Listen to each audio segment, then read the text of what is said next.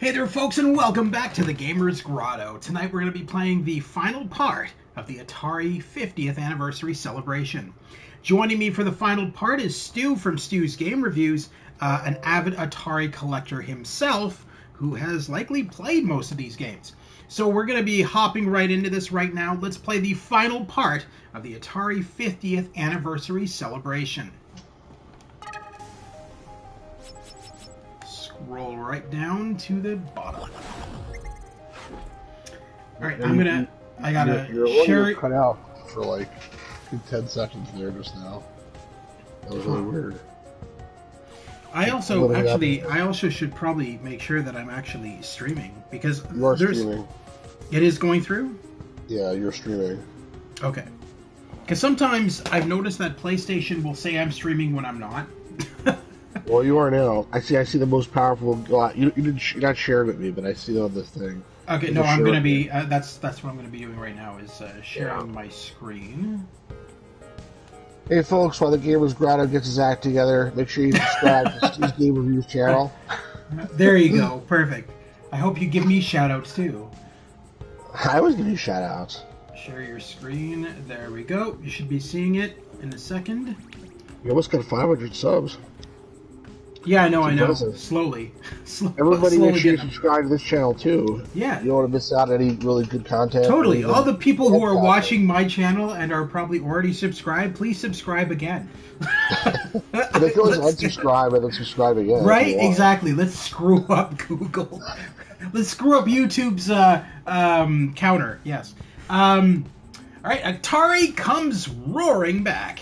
A pair of deadly felines leads Atari's charge into a new decade as it introduces its first handheld platform and its first CD-ROM system.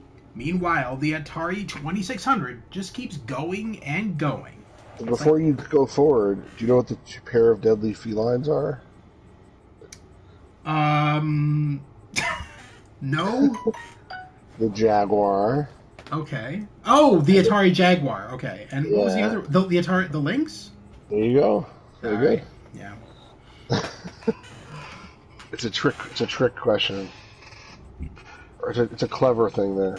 Yes. Back to the roots.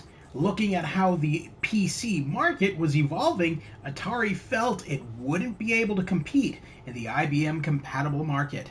The new plan was to focus on Atari's first strength, video games. Notable and quotable. I remember sitting in the room with Jack, and Jack saying to all of us, "Let's go back to our roots. Let's do at least one more game system." I'm sorry, I couldn't resist. It's probably more like, "Let's go back to our roots, jackasses." He's like a very nice guy, so I don't know. Who, Jack Nicholson? No, Jack Tramiel. Oh. The guitar guy. Well, I've heard Jack Nicholson's not very nice either. Hello, lovers. Hello, always asleep. Glad to have you here. Lovers? I think he's implying that we're lovers. Right, yeah, totally. Yes, how did you know? Bill Reebok, former Atari vice president. All right. Here's this crappy-ass Game Boy wannabe. The Atari Lynx, the next generation of Atari, began in September 1989. When it launched the Lynx, the first portable game machine with a color LCD display. It was designed so that players could choose to flip it over and play it with the buttons on the left and the directional pad on the right.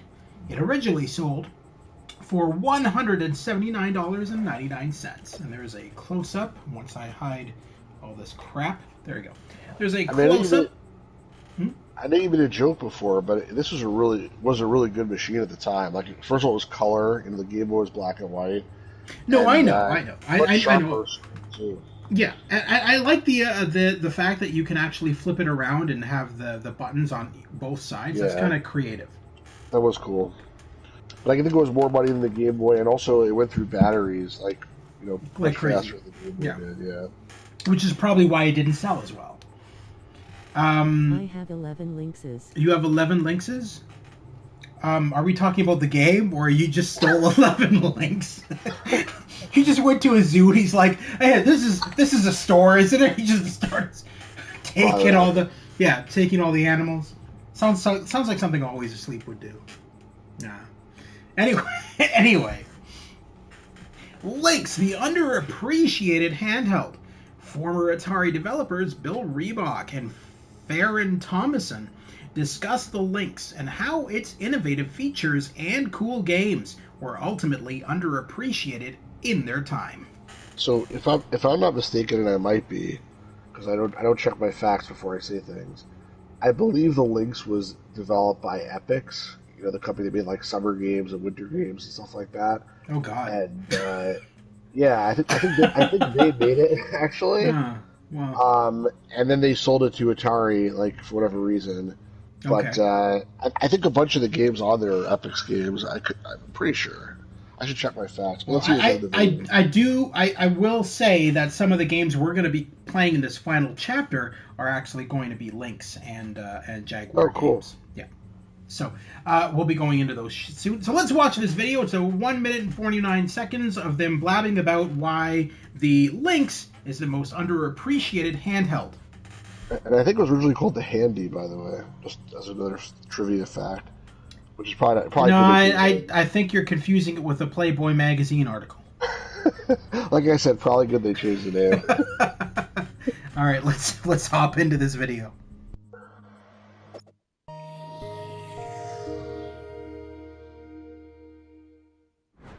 There were so many things near the end of my early days with Atari that I wished, like everything we felt was underappreciated. Like I bought a Lynx and I was trying to find people to play the Lynx with me, and everyone else had a Game Boy. And I was like, you guys, Todd's Slime World, let's do this. Let's play Warbirds. Come on.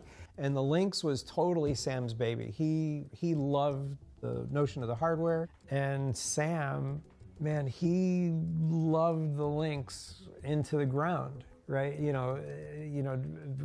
against all odds, he wanted to make it successful. We did the original one that was sort of the original design, and then he was like, no, we got to double down on it and do it and make it better. Being in the Bay Area, you see these ads, come test video games. So I think I tried out at a few places. Electronic Arts comes to mind. Didn't get the job there, but was lucky enough to kind of get the QA job at Atari. Back in the day, I think it was a lot more fun. People playing 4 Lynx games and then having them all go out of sync and then having to track that down. Like, probably at the 1,000th time that happens, it does get a little old. But I think back in the day, you actually got a lot more input into the games. So a lot of the last Lynx games like Lemmings and some of the early Jaguar games like Cybermorph, the QA department actually got a lot of input into those games from a design perspective. You know what? I think the Lynx was great hardware. I like the fact that it was color. I think the fact that you could have this like 4-way local multiplayer was great. 20-some years later, here I am buying a Lynx with a RGB output because people are still modding them, and selling them on eBay and stuff, right? What the hell? What was that? Did you see that? Did I see what? The ending? Best Atari system TBH. Wish it had more games. It was like an advertisement for something, I guess, for the Lynx. It looked like a guy was looking at porn. You gotta go back for a second. I watch show games. At the very end of the video. Near the end of early days of the team, about Lynx and everyone else. There's no way to skip any faster. The hard man Lynx, it's successful. If I skip right to the end, it's not. I'll just go through it like this. You'll miss it, yeah. Having them down, and that happens a lot more. A lot of the early input in. It's like I'm listening to it in Klingon. That you could have multi. Years later, Lynx with a RGB output because people are still modding them. I know. And selling them on eBay and stuff, right? No, it's not. I know what it is. It's not porn. So, what he's looking at. Look at the look on his face, first of all. I know. So what he's looking at, is actually an ad for beach volleyball on the Lynx. That's beach volleyball. The women are like in their lingerie. Yep, that's beach volleyball. Yeah, that was their ad for beach volleyball. By the way, also, I don't know if you noticed in that ad, it showed that they cut. Always Asleep is like saying stuff in the. Oh my god. I am taking my pants off. Keep it paused. Oh my god. If it's not you, it's Stu. One of you is going to get me turfed off of YouTube, I swear to God. Did you notice that in that ad it said that it was $99, then cut down to $79? Because the original price I mentioned before was $179. So they must have cut it down. They must have slashed the price like crazy to try to get people to buy it, but I guess it didn't work. Crazy. Notable and quotable. At the time, the Game Boy was all the rage, but the Lynx was bigger, fatter, and actually had better graphics. And it still is a really cool little console. Cliff Bleszinski. I'm also bigger and fatter and better graphics. Sorry. Lynx schematics, an image that Atari handed out to the press when it announced the Lynx, then called the Atari Portable Color Entertainment System, at the Summer Consumer Electronics Show in 1989. So they handed this out to the press, and the press were like, "What the hell am I looking at? Yeah, what is this?" What is? What What'd you hand me? Is this designs for your new condom? Interesting. Use release. It's all a bunch of technical specs that none of the press would be interested in. You know what I remember being a very good game for the Lynx? Chip's Challenge. You ever play that? I've heard of it. I've never played it. It's like a puzzle game, and it worked really well because it was okay with a small screen. Anyway. What's this? Introducing Lynx, the world's first super graphic, full-color, high-power portable video game system. Okay, cool. I'm surprised I didn't say anything about what I said about the history behind it. A Wikipedia. A large fold-out poster advertisement for Lynx, distributed in the July 1990 issues of Video Game magazines, took direct aim at the competing Game Boy system, which had a black and white screen. Now that's what I call a handy. At least until the Game Boy Color, anyway. Oh my god, they really went after Game Boy. Holy shit, look at this ad. Hey, sorry, Game Boy, but Lynx is the first full-color portable game system. It has a large LCD screen with high-definition super graphics, not some yellow screen you can barely see. Lynx has more power for faster action, a deep level of gameplay, and a link-up with up to 4 players. As for Game Boy, well, you've played it. Try playing Lynx just once. That's all it'll take to leave your little boy games behind. I think that's California Games that show it, by the way. I never owned one, but I do appreciate it. See, but hold on. Wasn't the the Lynx didn't last, but wasn't it? I feel like the two competing portable console systems were the Game Boy and the Game Gear. Yes. Because I remember it was the Game Gear. I don't remember it being the fucking Lynx. I know for a fact that none of my friends said, "Oh man, look at this Lynx system I have." It was either the Game Boy or the Game Gear. Yeah, this was. I maybe knew one person that had a Lynx. I mean, I didn't have one. I didn't have a Game Boy either. I couldn't play the Game Boy. Like you try to play it, and like I couldn't even see what the hell was going on the screen. The screen was terrible. But the Game Boy Color didn't come out until I think 1998. It's almost like 10 years after this. That's the crazy thing. The old original no color Game Boy killed the Lynx and the Game Gear, and then it lasted for like 10 years after that. Yeah, it's still very popular to this day, which is amazing. And I did look it up, by the way. It says on Wikipedia, the system was developed at Epix by 2 former designers of the Amiga personal computers. The project was called the Handy Game, or simply Handy. So there you go. Yeah, I didn't make it up. Here's some of the games that came out for the Lynx. California Games. Chip's Challenge. Rampage. You're a huge monster trashing 175 different cities. The army will try to stop you, so eat as many soldiers and tanks as you can. Burp. Okay. California Games. Welcome to California. Now get aggro. Surf your brains out. Skateboard the half-pipe. Show fast footwork juggling. The foot bag. What? Slam off the lip of desert berms on your BMX bike. Clacks. The latest arcade hit from Atari Games. You must form clacks from colored tiles tumbling down the conveyor belt. 100 levels. Chip's Challenge. Help Chip through 144 challenging levels without getting nailed by cherry bombs, water traps, and literally hundreds of other hazards. No picture of it, though. I thought the teeth was the character you were playing or something. No, it's not. I don't know why they show the teeth there. It has nothing to do with the game at all. It's Nolan Bushnell's dentures. Gates of Zendokon. The hideous spider Zendokon has sent you deep into its web of 51 deadly universes. Survive each universe if you hope to return home. Vindicators. 2-player version of the Atari game's arcade hit. Drive your tank through alien stations to find and destroy main control areas.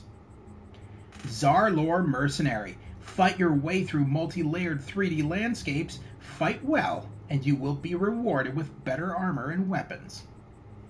Blue Lightning. You're flying the top-secret Blue Lightning combat jet, but you have to survive missiles, airfields, canyon walls, and the dark of night. Gauntlet. The enchanted star gem has crashed to Earth. Capture it from evil creatures before they use its magical strength to destroy man. 1 to 4 players. What is this? Like, what? This looks like it was printed off of a newspaper. This graphic at the bottom. I think we're seeing now why the links didn't sell. Because these games all crap. Like, seriously. Except for like Chip's Challenge, and I need a picture for it. Xenophobe, 4-player version of the arcade hit. Aliens have infested the space stations. You lead an ill-equipped group of astronauts to abolish the alien menace. Electrocop. Oh, is that like ripped off of RoboCop? Electrocop. To rescue the kidnapped daughter of the president, you must invade the Steel Complex, where evil robots and dangerous traps protect the criminal brain. I only have one Lynx game in my collection, and it's called Dracula the Undead. Okay. And it's actually like a Dracula adventure game or something. I haven't played it yet, though, but that's why I bought it. It's an adventure game of some kind. Huh. That's cool. Yeah. And you can still get it like on eBay. Hello, Grotto. How are you? Hey, Lewis, how are you doing? It's not just me here, it's also Stu as well. Great to see you, by the way. We're just on the final part of the Atari 50th Anniversary Collection. This will end our stream of the Atari Collection tonight. We're going right into the Atari Lynx and the Atari Jaguar games, as well as future games that Atari has released. This Ninja Golf is supposed to be like one of the best games on the 78. It I never is played it. so stupid. Anyway, let's go into it. Oh, yeah, it's pretty bad. Ninja Golf, one of the most notorious games on the Atari 7800. Thanks to its incongruous pairing of game genres, Ninja Golf finally answers the question of what would happen if you had to fight ninjas, sharks, and fire-breathing dragons while playing 9 holes.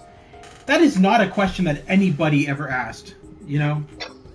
Let's be fair. I don't think well, maybe Always Asleep. Let's be fair. Maybe he would ask that question, but the rest of us sane people probably probably not. Yeah. The original art used on the Ninja Golf cover. That looks like that looks like Patrick Stewart in a ninja outfit. Don't go off to rage. Stu, behave, please. Don't go AVGN. AVGN. Angry I'm video not the one playing, Lewis, so that's why I'm able to control myself. Yeah. Look at this crap. I mean, look at this fantastic game. It's such a great idea, though. Ninja No! Once you play it, it really isn't. I haven't played it, but the idea is so cool. It's the ultimate ninja and sporting challenge. A game of golf and fierce ninja battle. Swing and kick away at ninjas. Duck whipping stars, pick up treasures, and shoot for birdies. It's all part of a day's fun. In Ninja Golf, par for the course is leaving a trail of fallen enemies, but you're not done yet. The Master Ninja awaits your completion of the 9th hole. Do you have what it takes to ace this course? Amazing. Can you become the Ninja Golf Master? Well, let's find out. It sounds amazing too. I mean, I'll give it this. It's different. I don't know if it's a game I would necessarily spend hours playing. The platform Atari 7800 release year 1990. The 7800 console would be discontinued a year after Ninja Golf's release, so its rarity, along with the unusual gameplay mix promised by the title, martial arts, fighting, and golf, have helped this quirky game achieve cult status. I feel like they could take Ninja and put in anything. It would be good. Like Ninja Gamers Grotto's YouTube channel. That'll make it better. After many long years of ninja training, you are finally ready for the most difficult test of all. No, 9 holes of ninja golf! You gotta do this in Eddie Murphy voice. This is like Mushu. Yeah. Oh my goodness.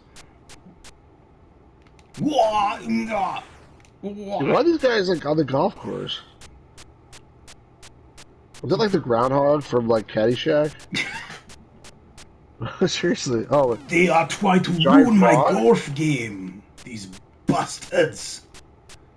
Hey, why can we not have a car? Don't they usually drive around in cars on like the golf courses? Not ninjas, WTF, man. this might be the best game ever made. I'll tell you, it's crazy. It's honestly, it's not bad. It's I have to say it's not bad. I just don't see it as a game I could spend hours playing. That's my only complaint about it.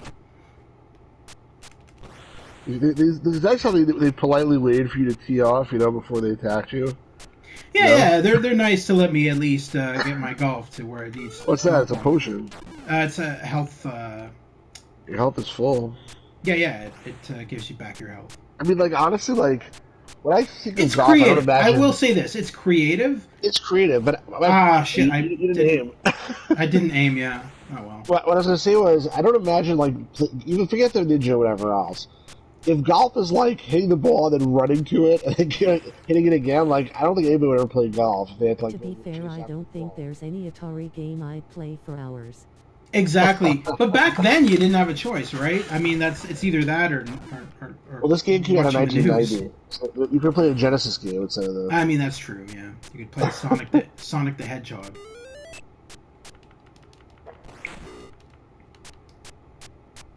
I think Sonic came out the next year. Let's actually aim my. You can get to the stupid hole there. Can you turn to the left? No, it's not letting me aim any further. Oh, you blew it. At least you're on the green now. Why the hell is there giant frogs here? What kind of freaking course is this? Los Angeles. What? That's the ball? Or that's a ninja star. Yeah. Can you throw this? Or you can't throw this. You need 5 stars. Oh no! What the hell? This is the boss that guards the hole. Each now hole. this is like Space Harrier all of a sudden. Yeah, right. It's weird. This is the boss. This is what. A little bit like the Shinobi bonus of stage. 16 years later, maybe I'll be able to beat this goddamn. You died, but you're like another life, so that you continue, which is nice. Yeah, you get 3 lives. Usually, like in most games nowadays, you lose a life if you start in the beginning. Oh, you killed him. Or you didn't kill him. You just annoyed him. He just leaves. He's like, I've had enough.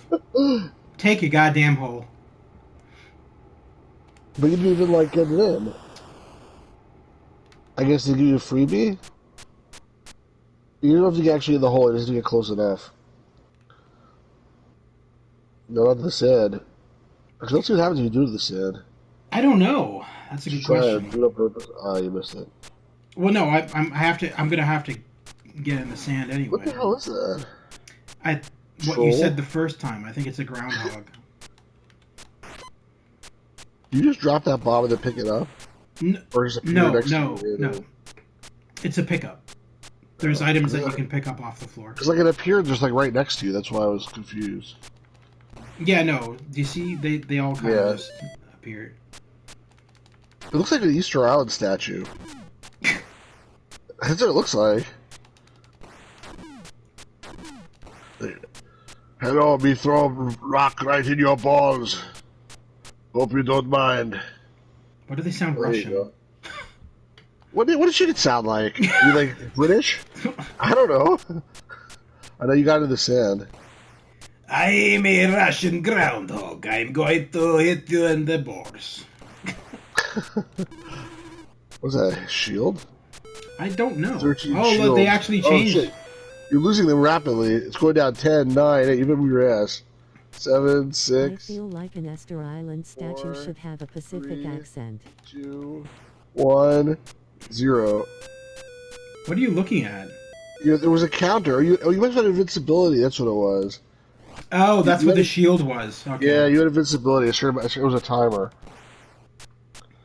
Dorian Cairn says, I feel on Easter Island chat you have a Pacific accent. My I didn't know how to do a Pacific accent. Your bot read it, but I wasn't paying attention to your bot. I tuned it out. See? Horrible. That's what this bot is for, so that I can get everybody's comments. See, I have two screens. So close. Just gently. Just tap it in. Yeah. Tap it in. There we go. He's back! Same dude again. Every single hole he's gonna come bother you? I don't know. Steve's not gonna last very long. I mean, seriously, how you supposed to like hit him and not gonna hit yourself? It's very hard. It's not easy. Impossible. It's not impossible. It's not easy either. Well, just like bullseye and womp rats. You have to kind of time your hits. Yeah, you gotta stop moving. I played golf once. It was exactly like this. I was watching Joshua the other day. He was streaming on his channel, Adventure Game Hotspot. No, Adventure Game Hotspot. I forgot. Yeah, Adventure Game Hotspot. He was streaming this first-person shooter game that was like a mix between Uncharted and Tomb Raider. And I don't know. Wouldn't it be nice if it showed the health of the enemy? Like, I think you only hitting it once every like 10 times. There you go. He just fucks off every time. He got it off. I think he like hit him like 6 times, and then he's like, "Okay, I'm out of here." Good. Time to go watch some TV. Do you say? What did you say? Time to go have some tea? I said watch some TV, but have some tea would be better. Yeah. Hit it right in the water. Oh, you missed it. Oh, disappointing. Right in the balls. No, sir, please. I'm trying to hit you. He's not gonna let you hit him. Oh, thank God. Oh, would help if I picked it up. What? I still have some health left. What was that? Yeah, that was that. You have You're like a little sliver of health. You have failed in your quest. You have caused dishonor to fall upon your enemy. Your family. Your family. Shut up. And upon yourself. Your only hope is to restore your honor, to try again. No, I am good. You know, that's absolutely fine. I thought your only hope is to commit ritual suicide, you know. Your only hope now is to sell the game and buy something better. Well, considering there's 50... is there 50 games in this compilation? Or just 50 years? Oh, there's over 50 games in the compilation. There's at least 100. Harakiri? Harakiri? Harakiri or seppuku. Or as my bot pronounced it, Harakiri. Harakiri. You must commit seppuku. Or harakiri. And then you must pose for that picture. Now this feels like it's made by the same people who made the golf one. Basket Brawl. There's no such thing as... You said that about the last one, Stu. I heard it was good. I didn't play it. What person told you these were good? Did you just run across a homeless person on the street? I heard this game the referee has a knife and he stabs the players with it and stuff like that. Not that I've seen. There's no such thing as a personal foul in Basket Brawl on Atari 7800, an Atari 7800 game in which you can either win by scoring the most dunks or by knocking your opponents out with punches. Regenerate health with 1990's most popular sports drink, a glass of milk. The original art used on the Basket Brawl cover. What the hell, glass of milk? Born to Dribble? Really? That's weird art. Just a bit. Platform Atari 7800, release year 1990, an early entry in the action sports genre. Basket Brawl replaces the rules of 2-on-2 basketball with physical attacks and weapons. Cartoonishly violent with a tongue-in-cheek comic tone, it was one of the last games released for the Atari 7800. I guess they were going for some kind of sports theme here. Could this intro screen be any more That guy on the left looks like a vigilante or something. Was this main screen made by Daryl Gates? What is the? Jesus. Holy shit. All right. Okay. What is these names? Vinny, Buster, Slash, Simon. Simon seems out of place. Biff and Bruiser. Simon looks like he's getting his ass kicked. Yeah. Simon doesn't know where he is. He thought he was at a video game competition. He's like, this isn't the Pac-Man competition. I took a wrong turn.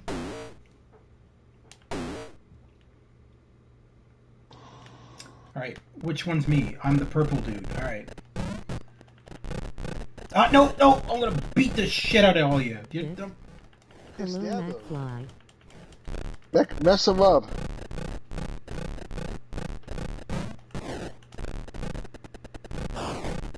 Blow the gun and blow him away. The gun. Well, you're supposed to have like weapons and stuff, right? Who's guys on the side?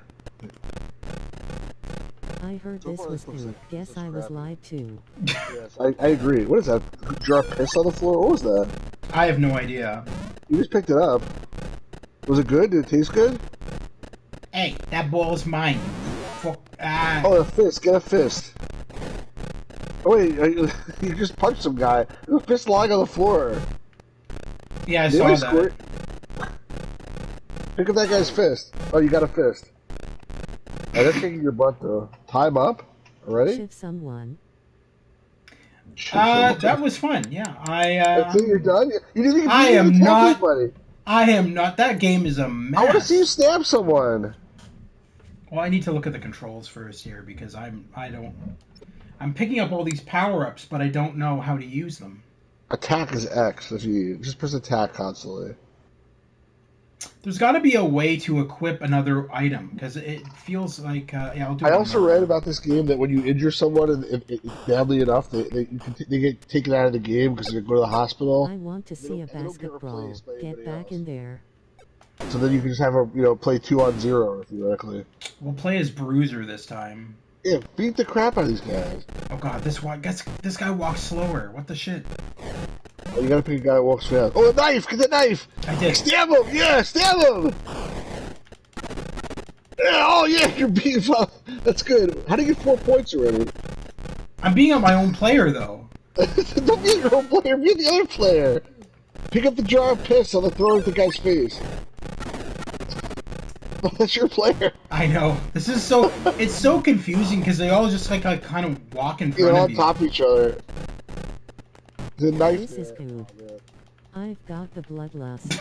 I've got the bloodlust. 10-0. All you're doing is doing nothing. You're like, oh, you actually hit a guy one time. You're running away from him. Yeah, there you go. There you go. Oh yeah. And then the referee with the knife. You see, the referee has a knife. You saw that? The referee throws in the weapons. Is that what it is? Yeah. Oh, you're right. He just threw a knife at somebody. Mm-hmm. Oh, it's a time up though. He throws in the shit.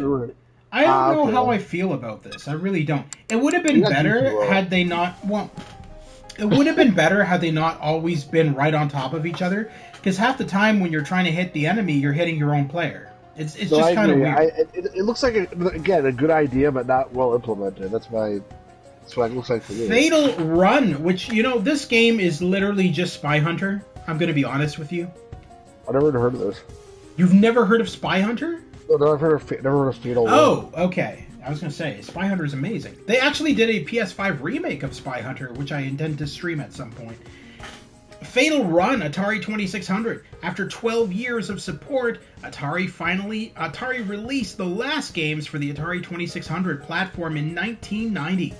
One of the final releases was a 2600 version of Fatal Run. With 32K of memory, it was 16 times the size of the VCS launch game Combat, and all sorts of features that Atari designers in the 1970s could never have imagined. One of the final games released for the 7800, the driving action game Fatal Run, was in fact only released in Europe, where the system was more popular. So they're giving us two versions of the game, the 2600 and the 7800 version. The original art used in the Fatal Run cover, which literally looks like it's a Spy Hunter clone right there anyway. So we'll do the 2600 crappy version first, and then we'll go into the more modern-ish version. Atari 2600, release year 1990. Fatal Run was one of the last two Atari 2600 games to be released, some 13 years after the system's debut. In an apocalyptic future, players race between cities, delivering vaccines and battling other drivers on the road. The European-only cartridge also has the distinction of being the largest commercial 2600 game at 32K, a far cry from the 2K size of the VCS launch games. Probably never heard of it because it's European only. Looks like pole position. Looks like Tusa? Oh, it's USA. It looks like a T on top. What is this? Oh, this is me putting in my name? This is confusing as hell. I'll do music for you. Yeah, and then I get copyright striked. Thanks. You get copyright strike for me singing. You'd be surprised. I've actually seen people get copyright strikes from. Those are really good singers, then. How do I start? What? Hold on. Up, down, left, right, fire. Select is start. Start is that weird thing there. Is that weird thing there? Yeah, that didn't work. This is fantastic. Press enter. There we go. Fatal Run, programmed by nobody cares. I want to see that. Looks like pole position. It looks like Spy Hunter. It looks like pole position. This is exactly like pole position. Yeah, no, it totally is. So this time you didn't blow up. When you hit that car, except that you get 8 miles an hour. Except that at some point you get rockets or something. I don't know. Oh, do you? You're going super slow though. There you go. Now you're speeding up. Kind of impressive. Too bad it stinks. 88 miles per hour! Buddy, let's go 88 miles an hour! Now we're going. Now we get some speed going here. Yeah, this game is this 32K game. This is like really. I mean, like honestly, like for 32K, this is the best they can do. I'm disappointed. Seriously, I mean, like there was a game Night Driver. I don't even know what I'm. I don't even know what I'm doing. Like, where are my guns? I'm pressing every goddamn button. I don't think you have it. Oh, you have it. Oh, you're supposed to have a gun. What? You're supposed to have a gun. That's it. Game over right away. Yeah, hold on. Fire weapon is X. That's what I was pressing. Maybe you didn't pick up the weapon. Maybe it's like you said, Spy Hunter. Let's try the modern. Well, let's try the instructions. I'm all right for that version. I think let's try one that maybe looks a bit better. What do the graphics look like on the? Oh, see. What's this? I don't understand. This is a modern version, you said? Yeah, it's for the 2800. Or, not 7800.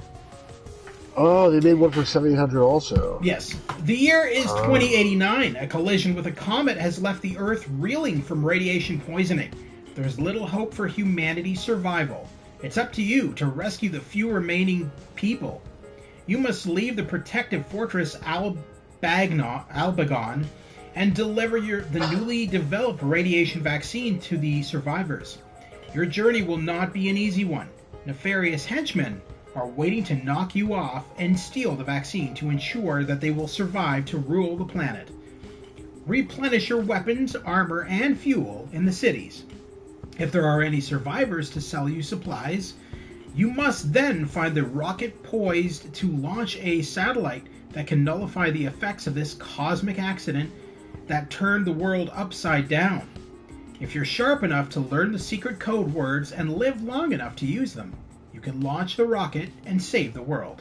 Good luck. Humanity is in your hands. Winners don't use drugs.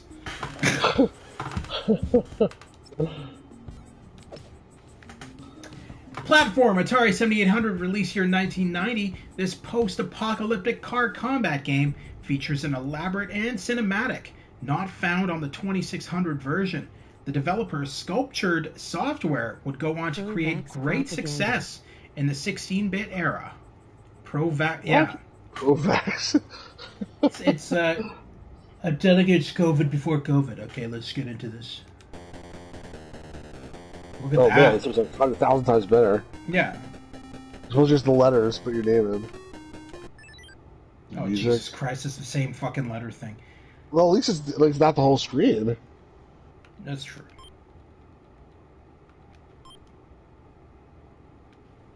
I don't know why I'm wasting time putting in my name. Yeah, I don't know either. I'll just put in Jerf. Jerf. Jerf. All right. How do I start the damn game? Where's X? I'm hitting every damn button. Ah, Jesus! I swear to God. Start fire button. Select weapon. I am hitting start.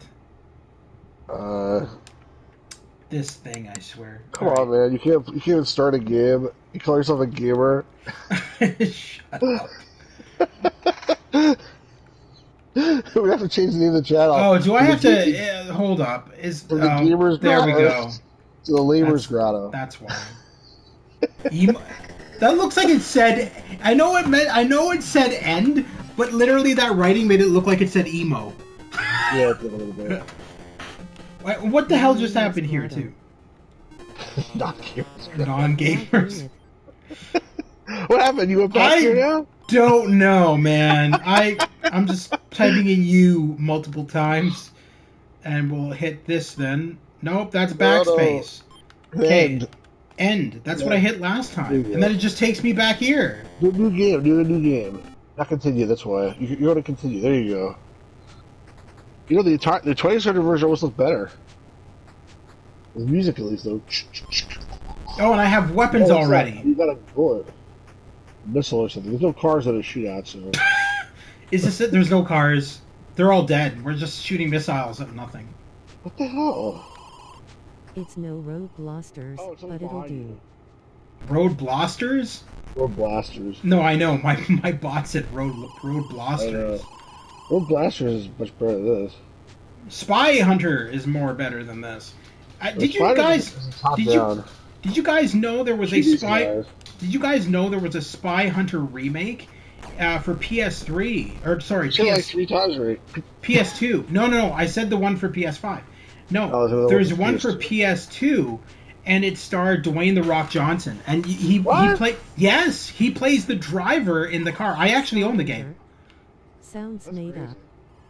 And Dwayne "The Rock" Johnson, and literally, you did the Spy Hunter missions, like in the car and everything like that. But there was also missions where you had to exit the car, and for those missions, they had mocapped.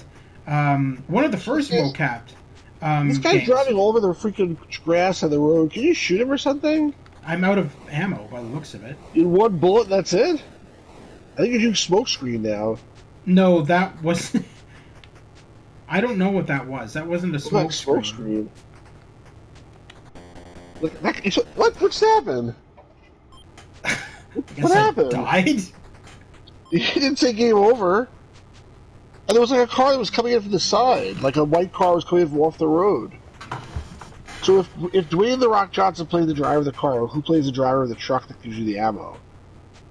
Is that like Kevin Hart or something? So it's not like that in the Shut up.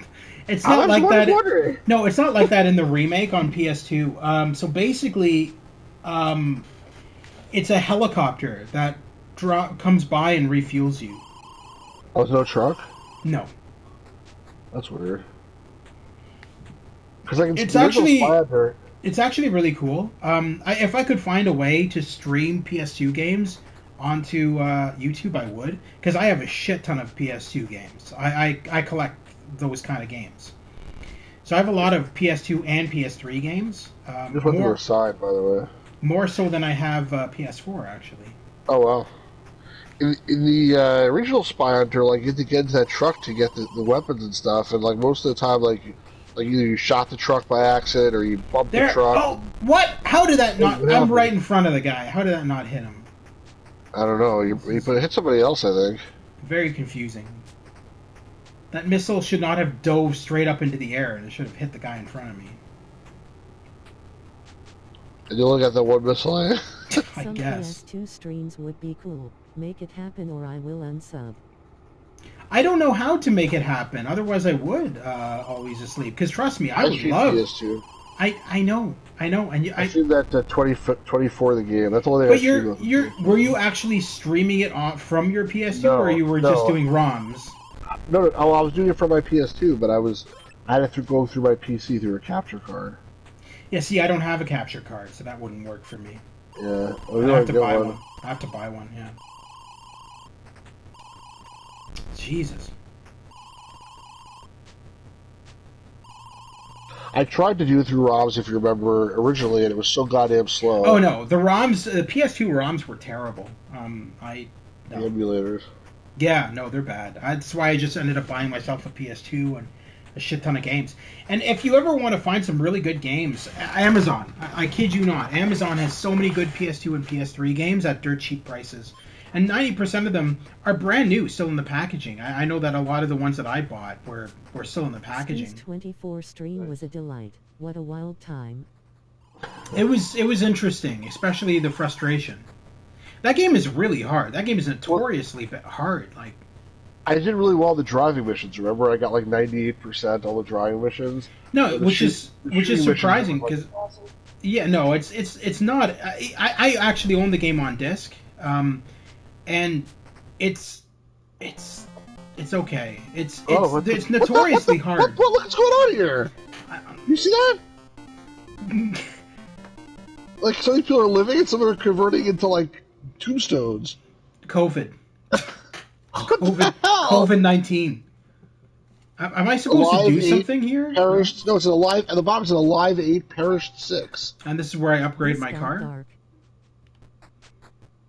Who are these? Can we talk to these people? No. Okay. Talk to like Peg Leg Pete over there by the counter. Peg Leg Pete. Bumper rubber cost what? Hi there. So you're here to upgrade your car that shoots rockets. Okay. Yeah, buy some freaking ammo for your rocket. That's what you should buy. I don't like this game. I think this game was crappy. I'm sorry to say. I don't even know what I'm doing. How am I doing this? How am I? It's like they thought that like by making games, like they had to compete with like the Nintendo or whatever, the Genesis. So like we gotta have like a higher resolution and like 3D or whatever. But like they forgot that like you gotta make games actually be fun first. That's the most important thing. Like a lot of Atari games, the older ones are fun. Even the graphics are terrible. They're fun. This game didn't seem very fun. It's just like, and then at the end, it's like some bunch of people on the side of the road died for the. Why are you side view again? You like press like the button to see like off the side of the I don't understand. Is that the cemetery? Are these telephone poles, or is this like the crosses of the cemetery? They're telephone poles, I think. Why so many freaking telephone poles? I That's these disagree. wires. Name one fun Atari game. Keystone Capers. I have to agree with Always Asleep. Name one fun Atari game. I haven't Keystone had Capers. fun on any of these so far. What? Keystone Capers. Keystone? It sounds like you just made up a Always game. Asleep E.T. E.T. The game where you masturbate E.T.'s neck to make him fly. Yeah, that sounds like a real fucking one. But, yeah. Pitfall 2 was a really good game. There's a reason that E.T. was buried in a desert. I'm just saying. Did you just pick up a ball there? I don't know. I'm not playing this anymore. This game is not good. I'm Terrible. Eat 'em and eat 'em doesn't count. sorry. I think it counts. You made that game, right? Always Asleep? Eat 'em and eat 'em. Scrapyard Dog Atari 7800. The side-scrolling platform game was very popular during this era. Pitfall. Pitfall was good. I said it before. I said Pitfall 2. Very, very popular during this era. Did you guys ever play the Sierra remake of Pitfall that they made? I thought it was pretty good. Which one? The 3D one? Pitfall was never good. My Adventure? That one? No, it was literally called Pitfall. It was made by Sierra. It was either Sierra or Dynamix. I don't remember. I don't think so. Yeah, no. It was. I think I have it. The side-scrolling platform game was very popular during this era of gaming, but Atari 7800 only had one, Scrapyard Dog, in which you have to rescue your kidnapped dog while avoiding various hazards of urban life, such as rats, runaway tires, and gangsters. Why does that sound like Paperboy? I've never played this game either, but this is supposed to be like the 7800s answer to Super Mario Brothers or something. The original art used on the Scrapyard dog cover. Why do I feel like you're bullshitting right now? Why do I feel like we're going to go into this and it's going to be nothing like Super Mario Brothers? Well, I didn't say it's anything like it. I said the answer. It's a side-scrolling platform game. It's like they actually like, oh, Super Mario Brothers is really popular. We got to make, and Sonic the Hedgehog. We got to make a game like that too. I mean, I don't know why the guy's nose is so freaking big. It looks like a drunk. And in the picture, like... You must be Jewish. Jewish noses are not like that. In the picture, I know. In the box art, it looks like a teenager, but in the game that you can see behind it, it looks like some drunk, like 40-year-old or something. Platform Atari 7800, released here in 1991. Power-ups, hidden warps. Atari's entry into the popular platform genre wasn't content to just let players walk to the right and hop around. Various minigames, secret shops, power-ups, and hidden warps, both within and between levels, were designed to appeal to players who enjoy exploration. He looks like a boxer. Like he looks like someone punched him in the nose like about 50 times. Yeah. I mean, it's scrapyards. I mean, it's like, he's a boxer. I don't know. I've got the dog. Go to the phone at the east yard of the... Sorry. I've got the dog. Go to the phone at the east yard... Oh, well, apparently you're not going to find out. Whoops. What? Do I pick that up? Oh, okay. What the hell? I don't... How are the controls? Is the control okay? Yeah, it's not bad. Refuse only. Go in there. What? I thought you were joking. I was joking, but it looks like it works. Why is there a piano down here? It just said you can press on P to hear the tune, and then go back to the P if you can. Wait, the other P maybe? Press the P? Can you jump onto it? The hell? It said press P to hear a tune, and if you can repeat the tune, you get a bonus. That's literally what it said. I believe you. I'm out of there. No! No, you're not out of there. Yeah. Oh, let's see. Look. You see what it said? Go back in there. Press P to hear and reset the tune. Play it correctly to receive a bonus. How do you press P? Is there a P on your... Oh. Is there a P on your, like, joystick? No. How do you press P? I think they're trolling you. Shit. I didn't mean to do that. Well, let's start from the beginning. I got the dog. Go to the phone at the east end of the junkyard for further instructions. Be there on time, Mr. Big. Why are you stealing people's dogs, sir? Scrapyard dog shit. Oh, that bird is making a big dump on you. Do you see that? Do you see that? Maybe it'll fix his nose. What? How do you throw over top? What are you even throwing? What is this shit? Cans? I don't know, but that bird flew over and laid a big gray dog turd on you.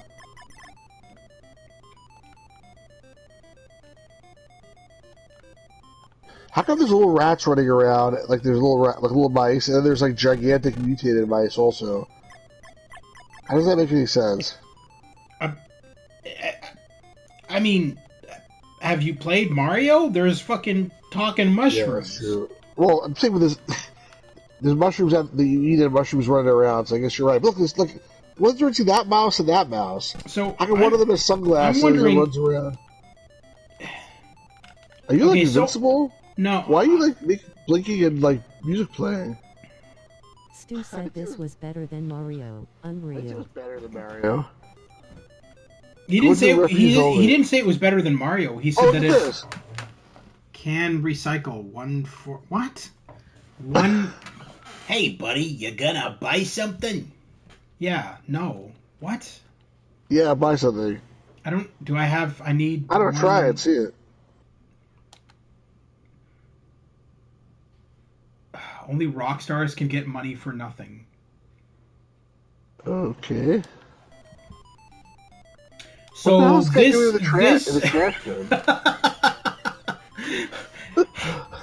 Typical Italian in the bottom of a trash can selling It's a dumpster. ammo. It's a dumpster. Oh, Oh, you got something there. Ooh. but I can't go back. See, there's no Why are you scroll. blinking? I don't understand why you're blinking. Usually that means like invincibility or something. I don't. That's how the game started. It's so weird. And the music is like... Like, what kind of music is this? Bart versus What's the in this Space trash can? Oh, the same guy. Magic cans. Two somethings each. Buy a magic can. Oh, you bought one. You want 2 magic cans. Hey, what you trying to pull? You can't afford anything in here. All right, let's get You got 2 magic cans, though. get out of my Nice to do dumpster. with that. Man, this is shitty. I mean, for an Atari game, I guess it's interesting, because I've never seen an Atari game like this before, but it looks horrible. Oh, Oh, answer the phone. I like this greaseball Sal Seaman. Sal Seaman? Sal Seaman? good boy. That's what I Now said. on to Eisenhower Lane. What is this guy messing with me for? I don't know. World 1, Level 2. I'm like,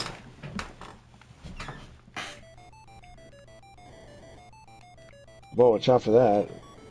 All kind of weird ass fire hydrant. Yeah, did you see that bird that time? Wait, I can knock on doors? Oh, man. Jehovah But now the music Witness. changed. Are you What? invincible now? The music changed for a second. It was like, This is I don't- wild. go in that window. It's open. Oh, you got hit.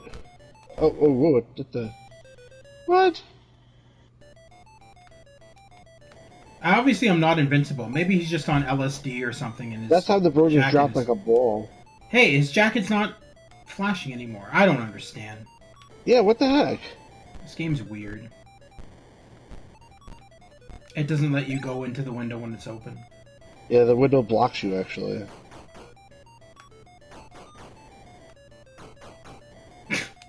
What is What's the with these point? What is the point of allowing you to knock if you can't? What kind of... I don't understand, like, this setting here. There's, like, Italian guys in dumpsters. There's a guy on the phone. There's a mouse with sunglasses. And, like, birds dropping dog turds. What is the point of do you- this music? Make Do it you stop. do you always asleep? Do you He's remember? Do you remember that video where the guy said, "Oh yeah, no, we took lots of drugs when we made Atari games"? I think this is the proof of that right here. Why is the guy's nose like that? Why is he, like... He's supposed to be drunk? Like, I didn't see him drinking anything. There's no drinks in this game, so why is he so freaking, like, drunk? And how is that fire hydrant turning around? Do you see that? It's turning Why around. are to you aim at questioning stuff in a game? Is my question, dude. Because usually It's games make a little bit of fictional. sense. Usually make a little bit of sense, not complete nonsense like this. Whoa, what's that? An Old armadillo? busted I wino. can't see it. Old busted wino. I've seen enough. I want to look at the instruction manual quickly.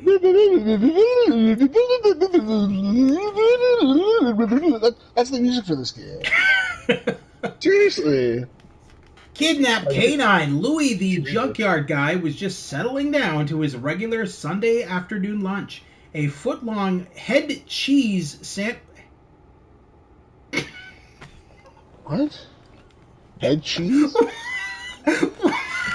What the hell's that mean?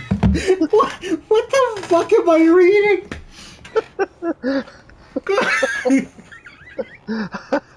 Oh my gosh. Cheese. Good grief. That's messed up. Tons of mustard, 6 garlic pickles, a 2-pound bag of potato chips, and a diet soft drink. The diet soft drink was because Louis was watching his weight. Nobody likes a fat junkyard guy. The phone rang and Louis picked it up.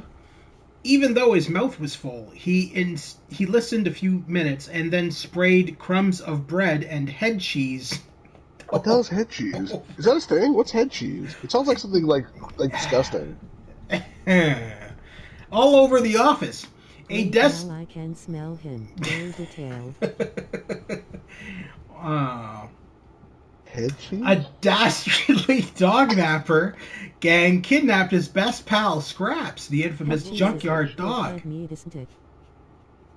Head cheese is a cold-cut terrine or meat jelly that originated in Europe. It's made with Oh. flesh from the head of a calf or pig, typically set in aspic, and usually eaten cold at room temperature or in a sandwich.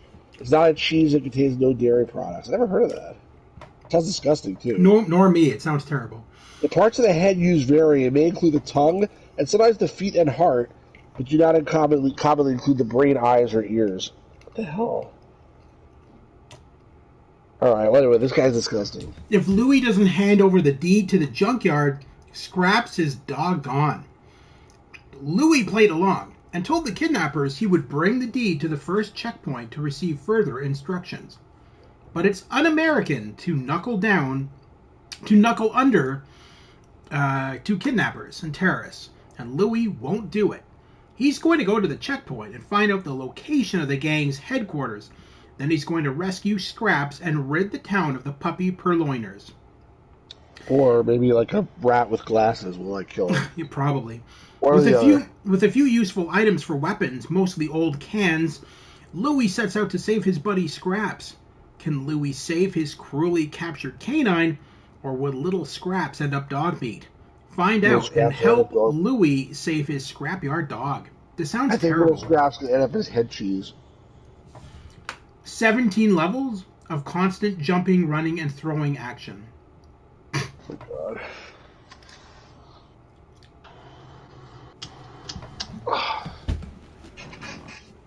So this was Atari's answer to the Super Mario? I can see why they failed. I mean, that's what I heard, but obviously it's really crap compared to Super Mario. Sorry, I'm closing my sheets here. No worries, I'm resending you SharePlay since it just ended. Okay. Share screen.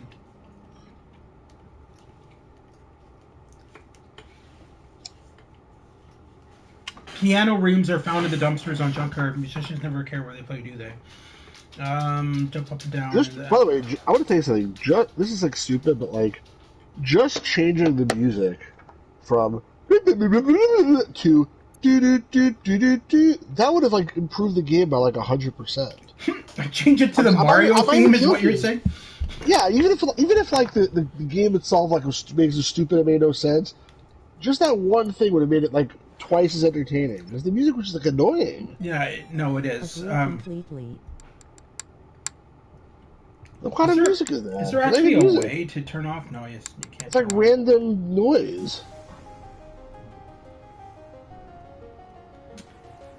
Secret shops. Scrapyard Dog on the Lynx. While the Lynx version of Scrapyard Dog has a similar setup to the 7800 version, it's actually a completely different game. This version is generally considered to be the superior one, but since both are included in this collection, you can decide for yourself. Atari Lynx released year 1991. While the Lynx version of Scrapyard Dog arrived a year after the 7800 edition, it features a bright color palette, many secret areas for players to uncover, and a high challenge that players found rewarding. It's often cited as the best platform game on the Lynx. Not saying much.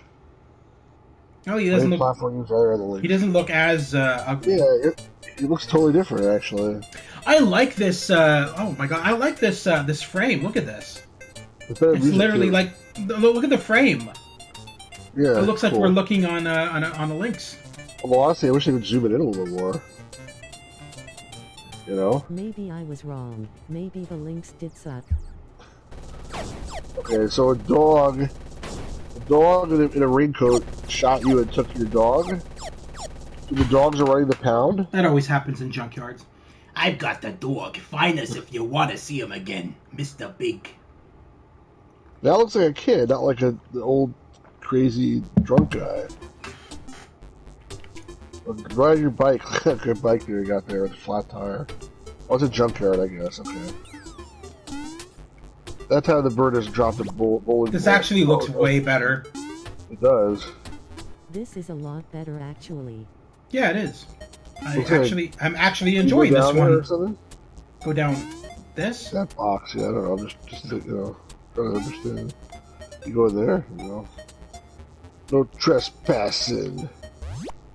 Hey, forget about it. I'm telling you, don't Money. trespass into my trees. Gonna have problems. Oh my god. See, okay. Damn. You shot that shot a couple times, but again, like I don't like when they do that. I don't understand. Like, why is your pet is a dog, and then there's a freaking dog in a raincoat with a gun? We're Like, gonna actually. I'm gonna actually do something here. Check this out. We're gonna actually That's do cool. something. Make it much sharper. There we go. Well, you're dead in 1 second. Be consistent. You know what I mean? Like.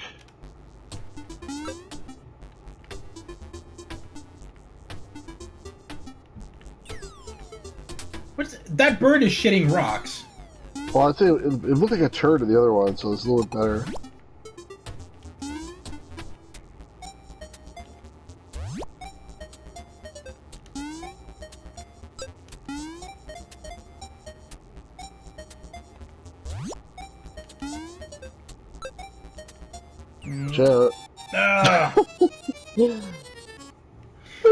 Okay, so my only complaint is, actually want to see if there's a, My only complaint is the game. hang on. Okay, there isn't. Damn. Alright, I'm gonna play one more round of this, and then we'll head off to the next game. I don't want to see that intro again.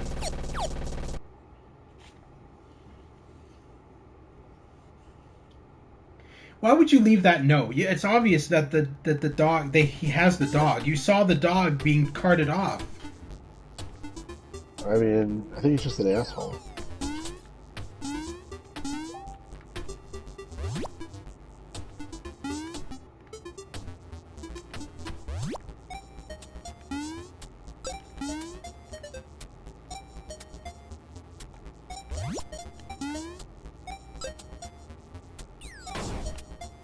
Shit, bird, no dropping turds.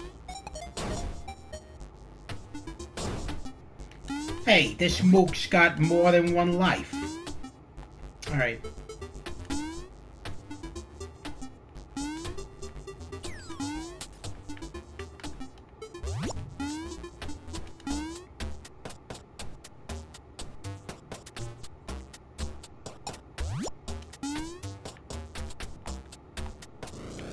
Oh, there we go.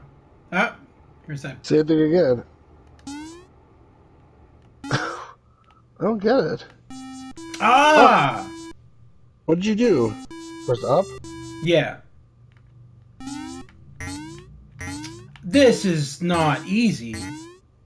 You hit the black one. The black one. Black one. The black key. The black key. No, I can't jump on the black key. Oh, you can? No. Alright, try it again then. Go back and reset it. I can practically feel the tetanus. What a game. Tetanus? It takes place in a junkyard. He's I see. making fun of it. I can't get up on that platform. Oh, there we go.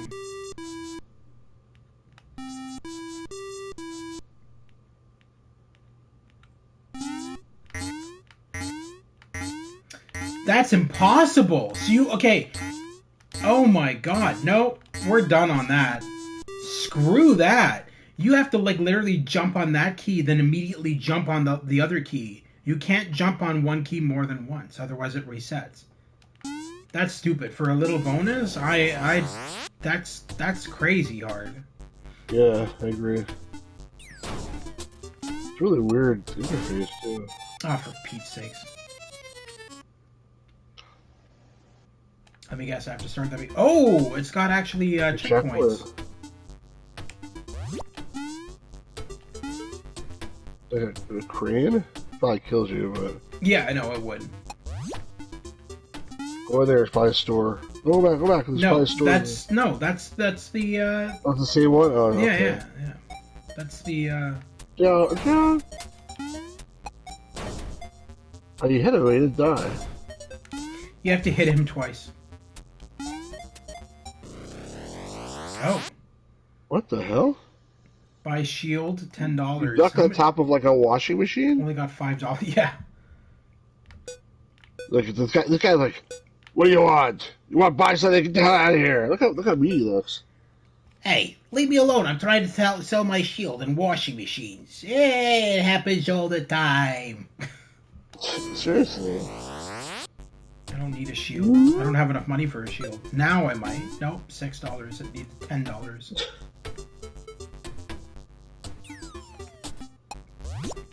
I still think this is a very good game. Oh my god, you get one hit too.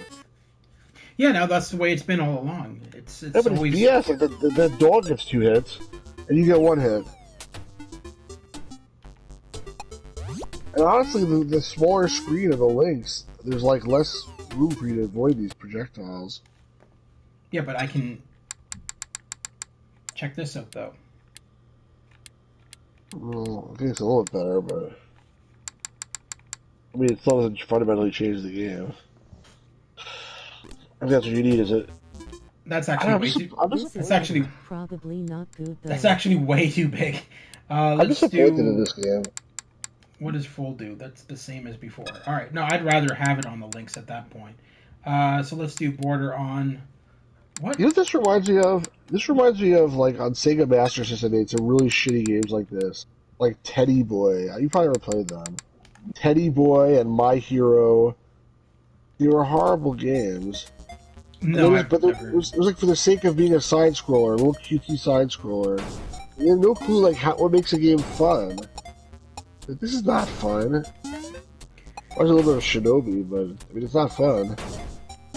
It's more fun than the other This is crappy... Mario Bros. Killer, -2, a few minutes ago. I never said that, you moron. He said... You actually said this is what was the killer app that was competing... That's not what I said. I said this was their answer to Mario Brothers. I didn't think it was a good answer. Piece of cake. Go on to the vehicle section. Okay. Let's get over there. What kind of a junkyard is this?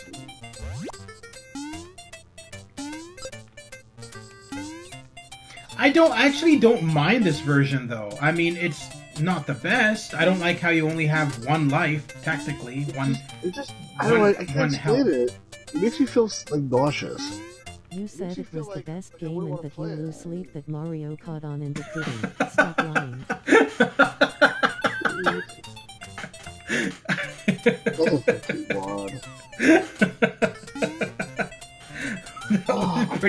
That was pretty funny.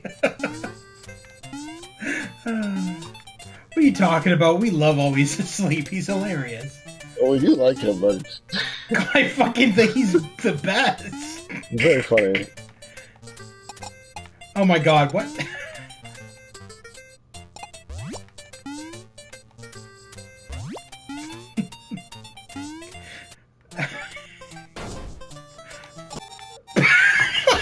Okay, I'm done. That's enough of that shit. Jesus Christ. The Atari Lynx redesigned. Sales of the Lynx were not what Atari had hoped. And in the spring of 1991... Real talk, I do agree. It kind of makes me feel sick. Yeah. It took a long-pronged approach to attempt to get things moving. It introduced a budget-price $99.99 system bundle that removed the pack-in game, AC adapter, and COM Lynx cable. And it replaced the current system with a new, smaller model. Actually, they got rid of the packing game. Customers who bought the full-price Lynx bundle, which was now $149.99 in mid-1991, could get a free game as a bonus. Usually, what are the choices there of the free games? So what are the You remember choices? that? Yeah. So Electro Cop, Chips Challenge, Gates of Zendocon, and Blue Lightning. Chips Challenge is probably the only really good game on this system. There you go. Print this out and send it in. Yeah, it's a little too late for that. Budget package. The No Frills $99.99 package only included the Lynx. Only included the Lynx-based unit. This was still more expensive than the Game Boy, which was $89.99, and included headphones, a link cable, and a game cartridge. So Game Boy was still beating them then in price. Yeah. These names are so stupid, though. It's like they never thought of anything decent. Blue Lightning, Gates of Xenodon, Electrocop, Gauntlet. Which, honestly, Gauntlet has now been remade for PS4. I don't know if you guys know that or not. The art is so bad. Like, look at all the fonts of like most of the Chips games. Challenge. The names of the games are stupid, too. Road The names Blast. are bad, but the Road fonts are Blasters, terrible. isn't that the one that you were talking about? Yeah, it's funny. We know that's on the links, too, apparently. That's an Atari arcade game. But, like, Paperboy, all the Rampage. graphics are terrible here, too. Like, it's like... The only that's decent is Miss Pac-Man. Maybe Paperboy.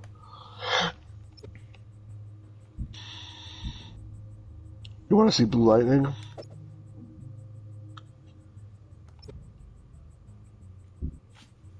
Turbo Sub. I had no idea there was a Riger port. Cool. I don't know if Blue Lightning's in this collection, but if it is, we will definitely play it. Turbo Sub. There are other submarine games and other alien shooting games, but how many games give you both? Turbo Sub is another game making good use of the Lynx's sprite scaling capabilities to produce a first-person pseudo 3D environment. Never heard of it. Looks No, stupid. nor I. It's up to you. Earth has been invaded in the 28th century. Only you and your Turbo Sub stand in the enemy's way. Cruising underwater, you will find great treasure and great danger. 2. Use your wits and your firepower to overcome these stealth raiders and restore Earth to peace. Comlinks with another player and compete for top points. À vous de jour, nous sommes... Okay. That was pretty good for Canadian there. I actually don't... I'm not good at French at all. Well, you should be if you're Canadian. Oh, yeah, okay. Smartass. Platform, Atari Lynx, release year 1991. A submarine shooter with an alien invasion twist. Turbo Sub was based on an arcade game of the same name by Entertainment Sciences, which only released 2 games before going out of business. This Lynx version followed 6 years after the arcade original.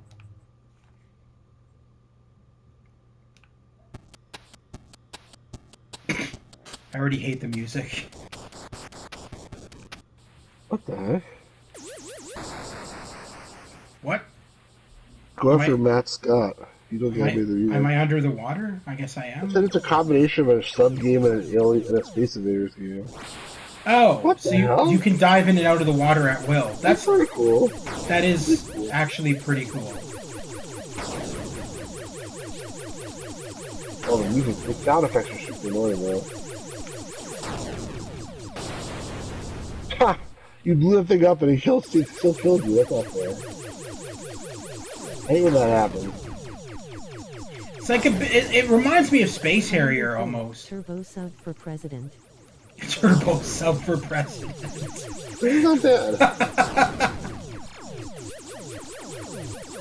Fuck you guys, I'm going underwater. There's no point to being underwater, though, when you think about it, because there's no enemies down here. So what's the point? Oh, some skeletons though. A lot of skeletons. Yeah, like, what? But what is the point in being underwater? I mean, it's a cool premise that you can dive out underwater to avoid attacks, maybe, but... Oh. Dive, alright. Yeah. What the hell? What is that? Like, what? It's like Space Harrier. Why are there columns underwater? I don't know, but they're so put... they're not... This is stupid. They're too far together that you can't really dodge them. See? You go very fast, part of the problem. No way to slow down? No. There are some invaders down below.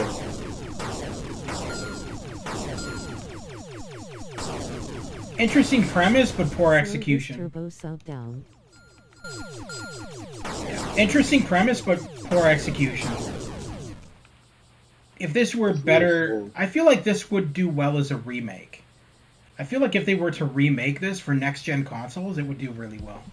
Because it's something that's an interesting premise. And what? What? That's a store. Okay. Well, I've seen enough to know what the game is like. It's not bad. That looks better than the other one, actually. Yeah, It looks it's not bad. annoying, though. Oh no. In 1992, Atari released a version of Basket Brawl for the Lynx.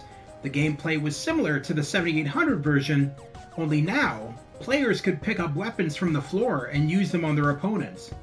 Well, you couldn't do that before? I thought you... I guess I picked up weapons, but I guess you can't use them. Interesting. The game box looks better too.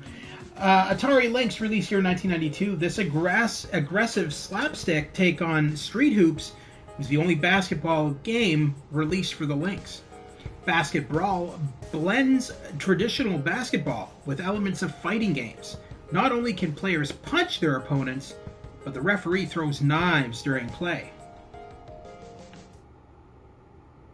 This looks worse than... This actually looks worse than... Okay, this is a better... No, this looks worse. The graphics look worse than what they were before. Dude? Whoa, dude, I'll be dude. Yeah, cowabunga. Schoolboys. What? Feeling scared? You better leave while you can. Alright. Oh, it's one-on-one this time. Well, that's a bit easier, I guess. Interesting. Beat the shit Looks out of really you. slow and jerky. Get over here. I'm beating the shit out of you, bastard. Come here. Oh, what? Where'd this red guy come in from? Oh, it's your friend from the sideline or something. This is a little too zittering. Calm down, Basket Brawl. And I got a knife. Stab, stab, stab! Oh! He's dead. And I got the ball. A cup of semen. Alright.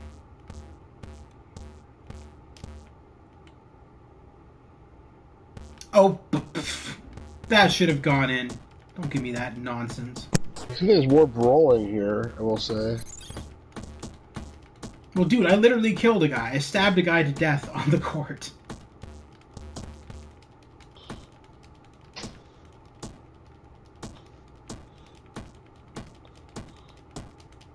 He's hurting. Well, that's good. Is that... There. It's not... Once they're all dead, can you just take the ball and just... And so, from my understanding, what I read in the manual is that once you kill everybody who's in the thing, you automatically win. Oh, you automatically win? Mm-hmm. So you don't actually have to get the ball into the basket. Not even in the original. All you have to do is kill all of your opponents.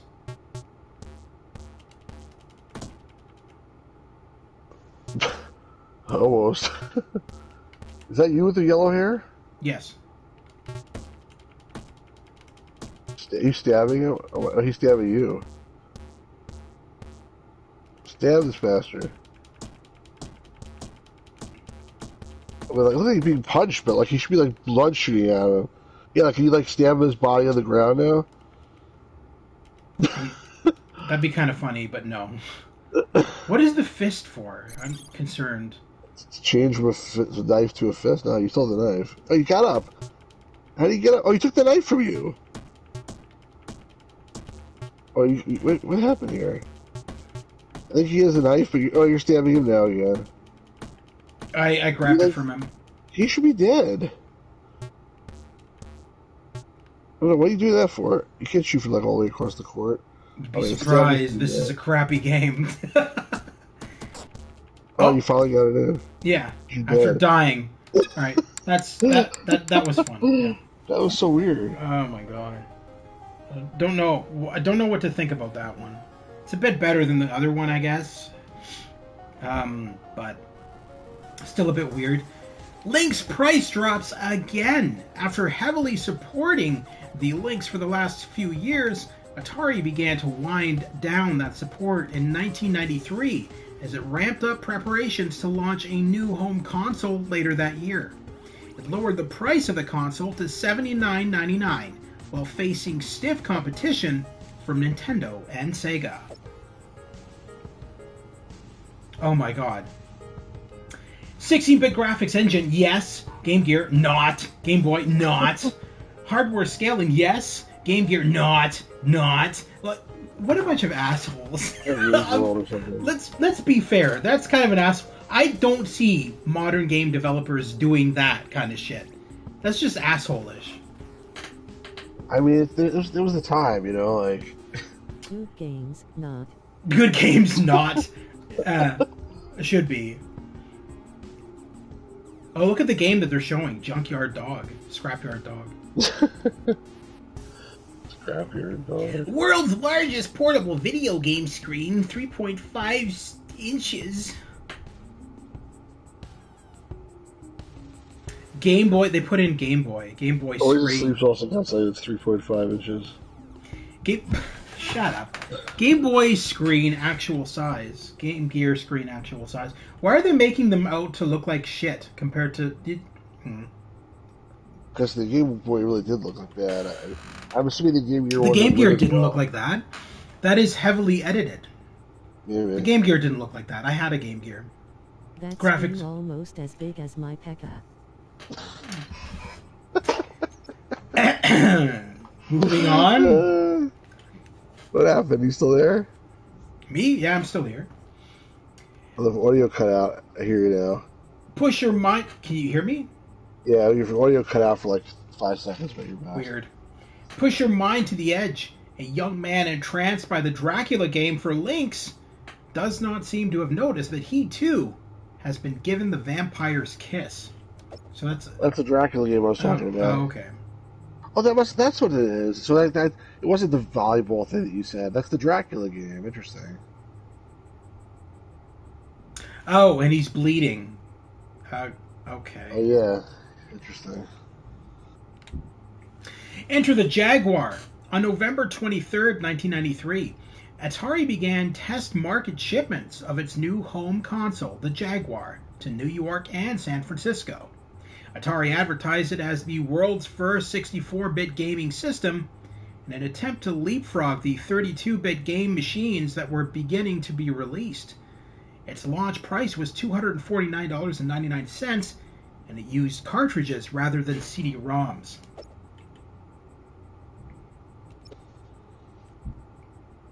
In a throwback to the earliest days of the console business, the Atari Jaguar's controller included a number pad. Some games included plastic overlays that could be placed over this pad, showing the button functions. In all, the Jaguar controller had 17 button inputs. That seems overkill. Controller, oof. Yeah, it looks like a freaking Jaguar. It looks like a freaking typewriter. It looks like it'd be impossible to hold in your hand. Well, no, I don't think you're supposed to hold it. I think you set it on a table and it's like a wrist type of controller. Oh, really? That's what it looks like with its design. I might be wrong, but that's... Although the Jaguar was advertised as a 64-bit system, in actuality it was powered by two 32-bit processors, nicknamed Tom and Jerry. What the fuck?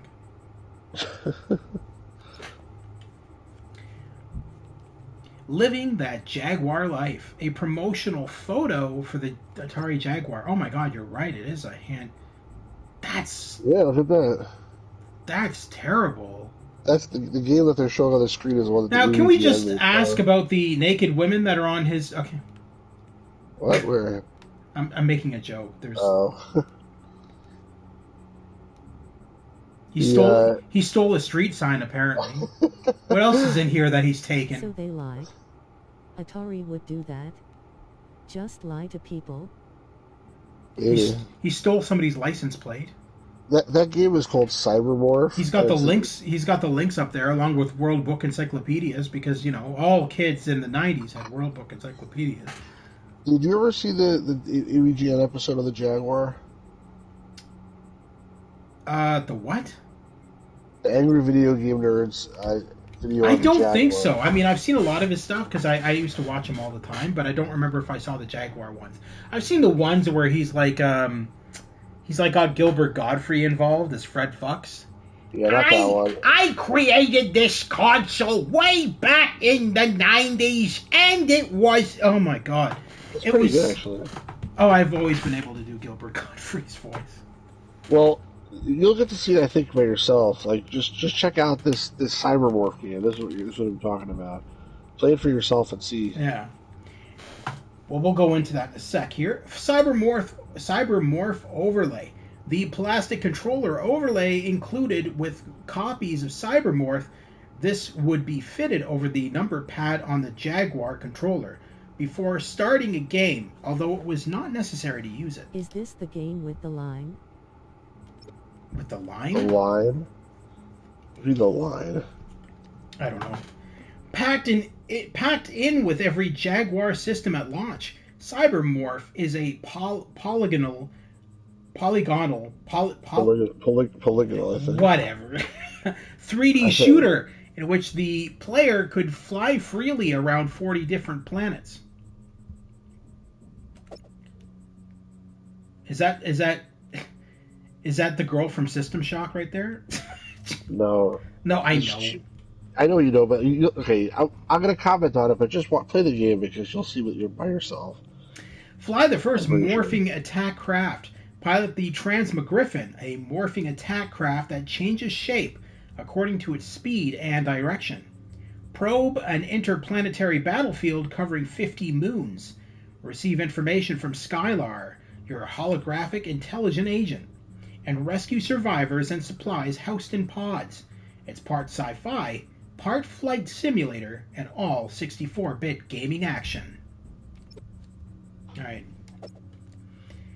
Platform Atari Jaguar release year 1993. This polygonal shooter in which players had the freedom to fly in any direction they wished came packed in with each new Jaguar console at launch. A sequel, Battle Morph, was released in 1995.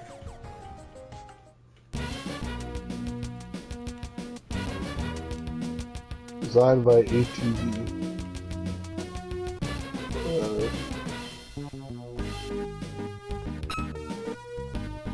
Whoa.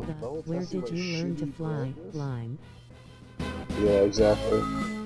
Because he doesn't know what he's up in for yet. Always asleep. I've played this before already. I played all these games. Keep in mind. Oh yeah, no. I went through this entire collection by myself. I've had this collection for like several months. Return control of this world to us by capturing all pods and bringing them home. We have no information about Pernicia defenses.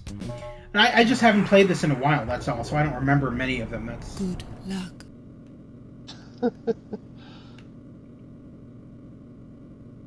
Good luck. Alright, here's my problem though. Okay, there we go.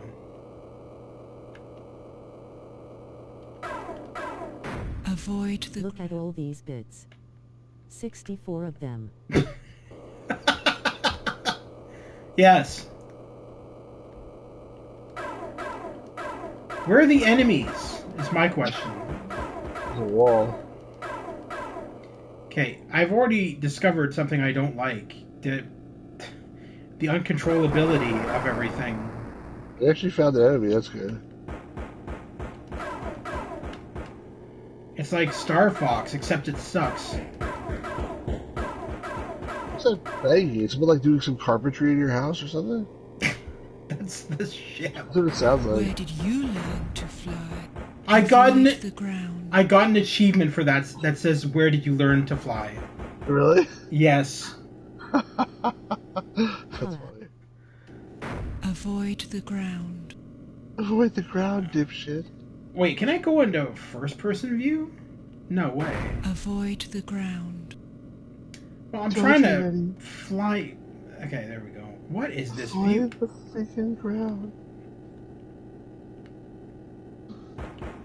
Rear view, left view, toggle music, cockpit view. Here we go.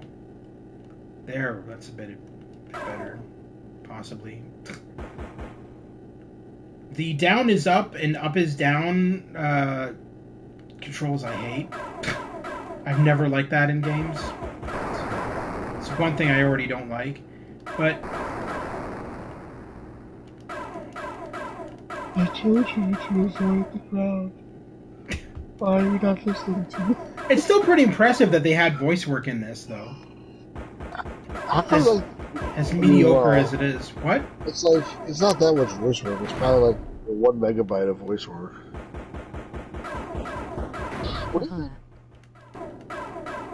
What is that thing? It's them shooting. Just did ouch. Ouch.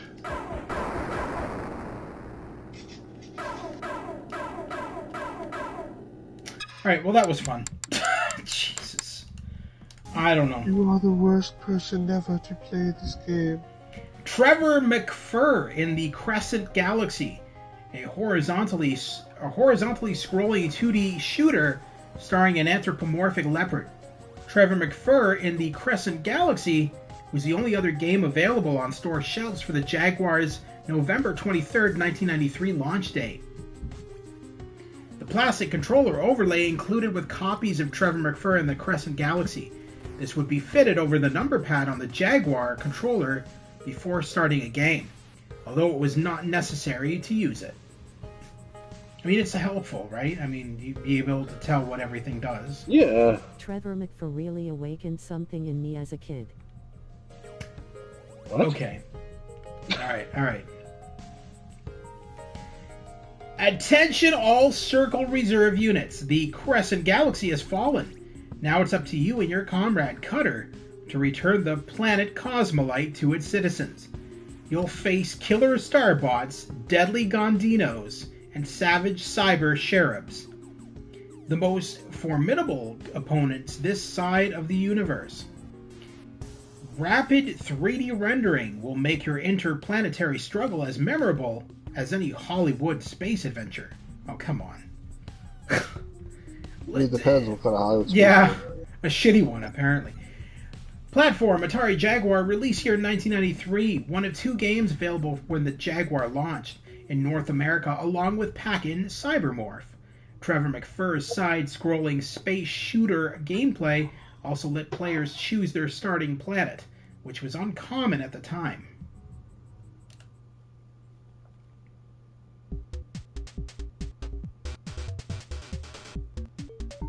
I already hate the music. What's with all these music? I don't know. Osseous is a dry desert moon sealed by a layer of gaseous radiation, which makes for a spectacular colored sky. So what am I doing here? Am I going to this planet? I have to pick a planet, I guess. Grottonaria is a craggy moon with a network of caves and tunnels. Grottonaria? Really?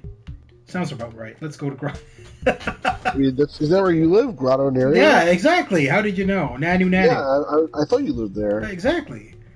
Electronic radar helps these birds of the night get the drop on you. Look out from above. Chromed creepy crawlies spin a certain doom for you here, where there's one more will follow. Okay, can we just get into the damn game? I don't care about all this. Corporal McFur, this is General Patent.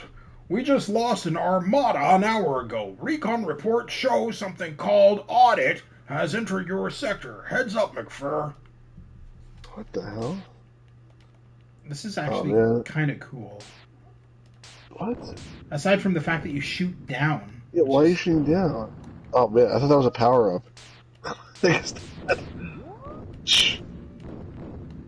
I kind of thought you can't shoot straight? Oh, there we go. Oh, there you go. You got a power-up. Yeah, that's a hell of a lot more effective than the other thing. Why don't you leave it on the whole time? You can't.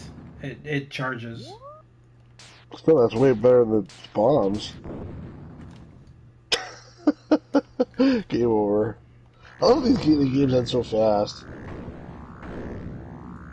This is not bad though. This is not bad. I've played games like this before. Apparently, I'm not Oh, very good at good. it. But no, I've played games like these before. Back on my PC when I was younger, I used to have all kinds of games like this. But this is like a console game for next year. This is like when you realize this is Imagine like a this being your console, launch game, though.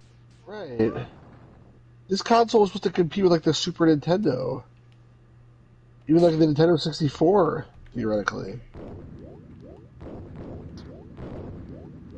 Hey, come back here, B. Okay. Well, that was I mean, I yes. can't say I would never play it, but like, I mean, it's messed up. Dino Dudes, Evolution Dino Dudes, known on other platforms as the Humans. Evolution Dino Dudes is a platform puzzle game in which you have to lead a tribe of early humans through a series of puzzling levels. An excellent example of the platform puzzle hybrid genre, Evolution Dino Dudes ask players to guide early humans to use basic tools and work together, sometimes even building human ladders to achieve different goals on different levels. Platform Atari Jaguar, released here in 1993.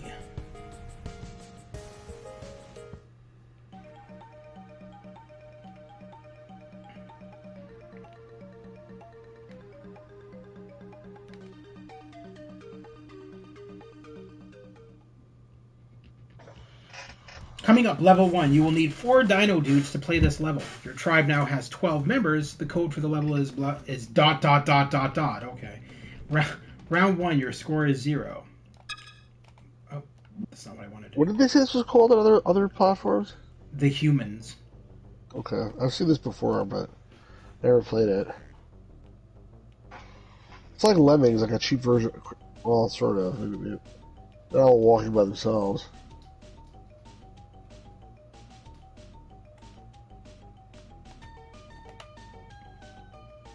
What the hell's he doing?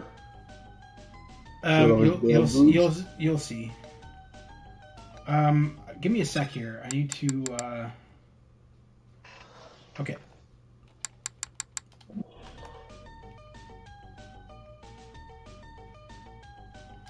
So for this objective, we have to get the spear in the top corner. So what we want to do is we want to take all these guys, and we're going to have them crawl on top of each other to make like a human ladder. Go to their next guy. We'll go to this one.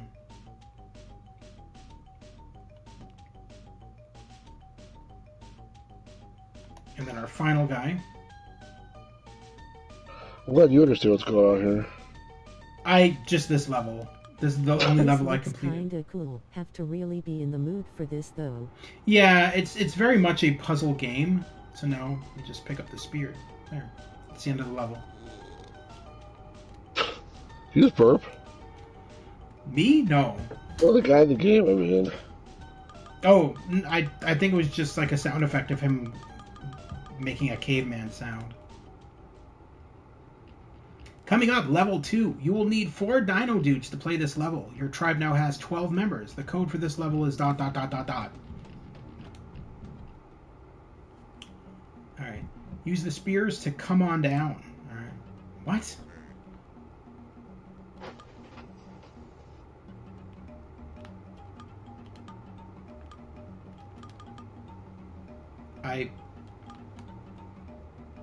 I'm very confused. I want this guy to stop using that spear. Okay.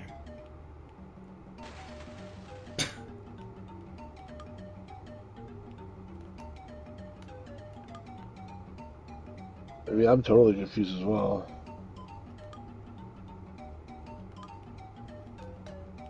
I don't understand.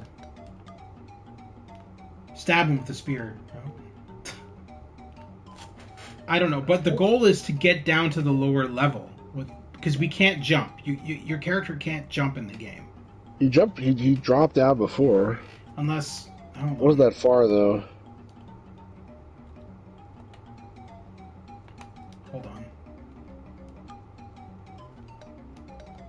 Is that a jump? No. Oh. just happened? That is a jump. It's a powered jump. So, what if we stand here? Okay.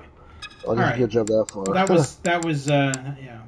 was you get the idea. Solving puzzles and guiding these wannabe lemmings through these various... I'm not impressed with the Jaguar so far.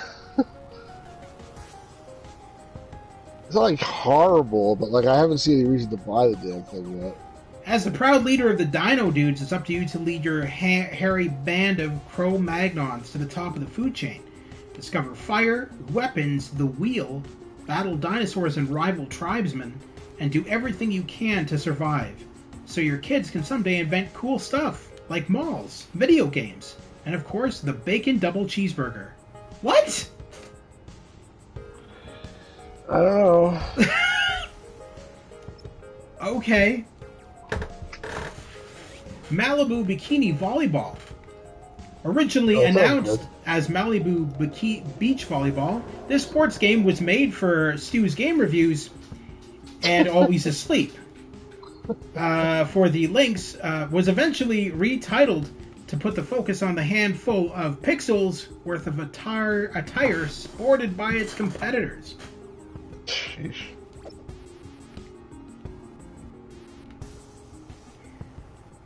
Welcome to Malibu Volleyball, capital of the world. This is where the best come to play and show off their tans. If you want in, sign up, but keep your eyes on the ball. Oh, baby. There'll be plenty of time for bikini watching after the match.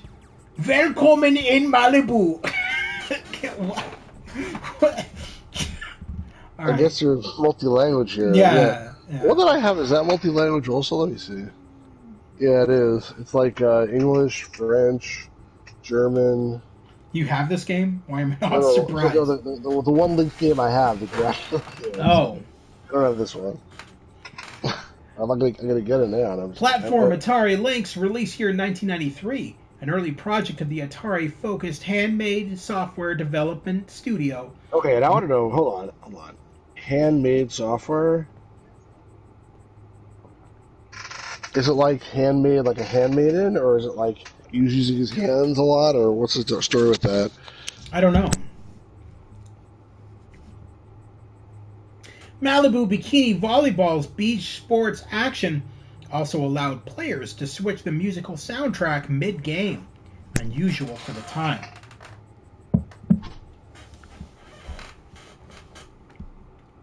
No, that's the name of the company. I know, but it's a weird name.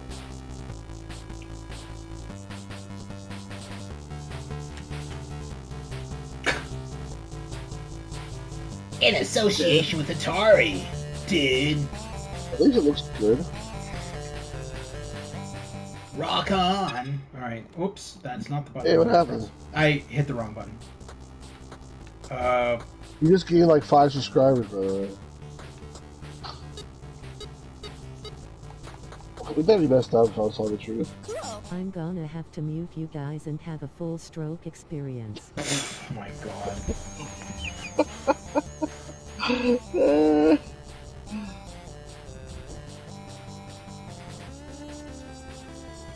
They're all guys. Okay, you have your full stroke experience. Always asleep. They're all guys. All right. I'm confused. How do I? YouTube live notifications equals does not exist. YouTube? Yeah, no, I know. That's why I'm always late at Stu's streams, because I never get notified. How am I serving? Is my question. The referee's a woman. You can't go in front of the line to serve. I'll tell you that much. You gotta serve from behind the line.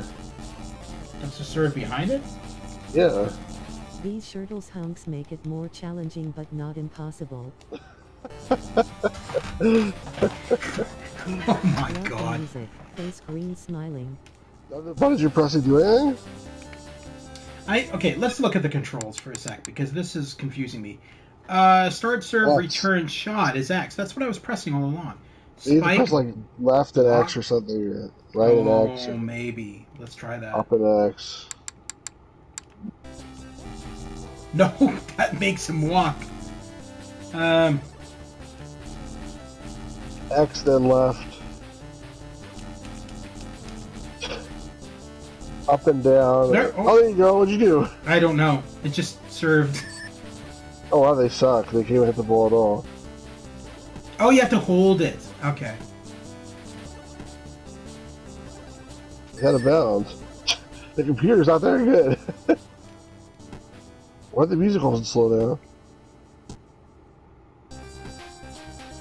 Well, actually hit it. Nice. The computer's horrible. I actually don't mind this. But the computer's so bad. How can they? Oh, the computer? I think I'm playing on easy. Is why, possibly. Oh, okay. So she's a girl. There's a girl there. Most of them are. Why do you keep diving? That wasn't me. That was the other player. Oh, I'm you don't control both I'm the of them? red. I'm the red. I'm the one who's sucking. I thought you control both of them. No.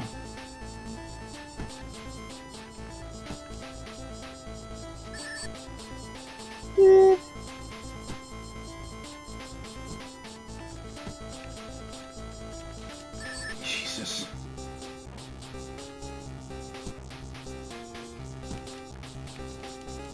See, I have to get into the area where the target is, and I keep freaking that out. There. No! What? Oh, come on. I was in that target that time.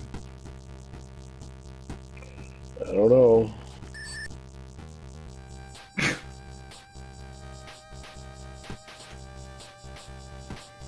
Surf's up, dude. Oh my god, we suck. It's the timing, probably. Alright, sorry, always asleep to cancel your. I feel like your that. If I would have bought that Slap Happy game, session. if I would have bought that game and that would have been the result of the actual game, I would be very, very upset. I would have returned it for sure. Seriously. They saw this on the cover. Yeah.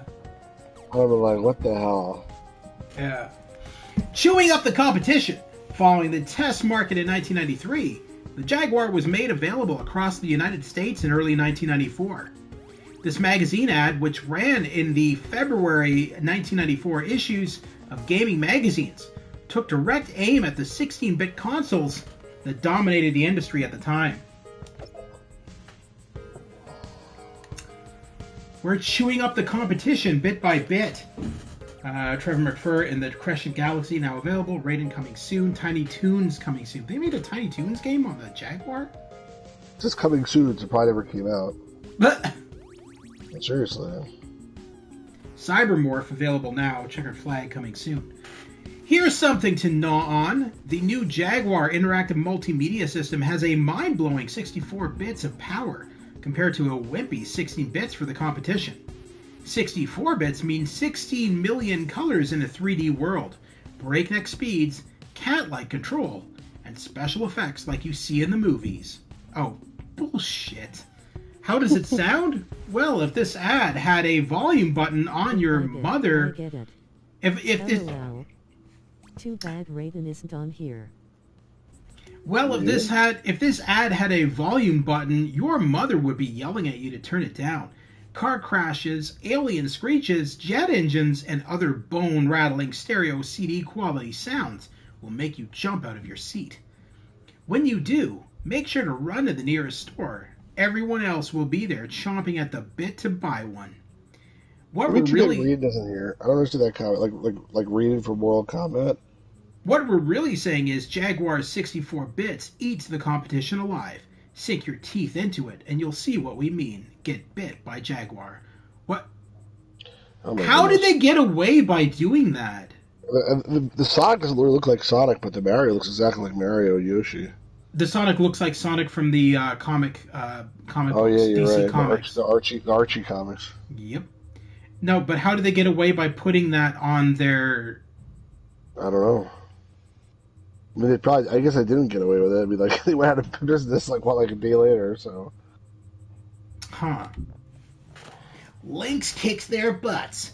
Although Atari had pulled back its support of the Lynx, it continued to create new games and advertise the system, as seen in this ad that ran in the February 1994 issues of gaming magazines. Lynx kicks their butts. Lynx has a 33.5-inch screen, but Game Gear has a 3.2-inch screen, but Lynx has over 4,000 colors, but Game Boy has 2. But Lynx has a 16-bit graphics engine, but Game Gear has an 8. What? They should have said that a bit better. Lynx has molded rubber hand grips, but Game Boy has plastic. Lynx allows up to 8 players, but Game Boy allows up to 4. Lynx has right or left hand play, but Game Boy and Game Gear do not. Lynx kicks their butts. Okay. Whatever you say. They may kick their butt in like the actual physical handheld console, but for the games they definitely don't. Hey, there's your Dracula game, by the way. Oh, there you go. I mean, they kick their butts with one team, but they don't kick their butts. Lemmings! They actually do have lemmings on the Lynx. That's funny. Look at this rating. Who rated the Game Pro rating? Graphics, gameplay, fun factor, challenge. So apparently, maybe they were playing the Game Boy when they were reviewing. That's pretty funny, actually. You've been warned. A 4-page advertisement in the March 1994 issues of gaming magazines gave players a closer look into the upcoming game release scheduled for Jaguar.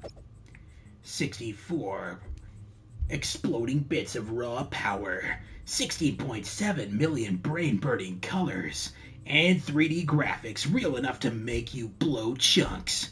You've been warned. Okay. Okay, that's right.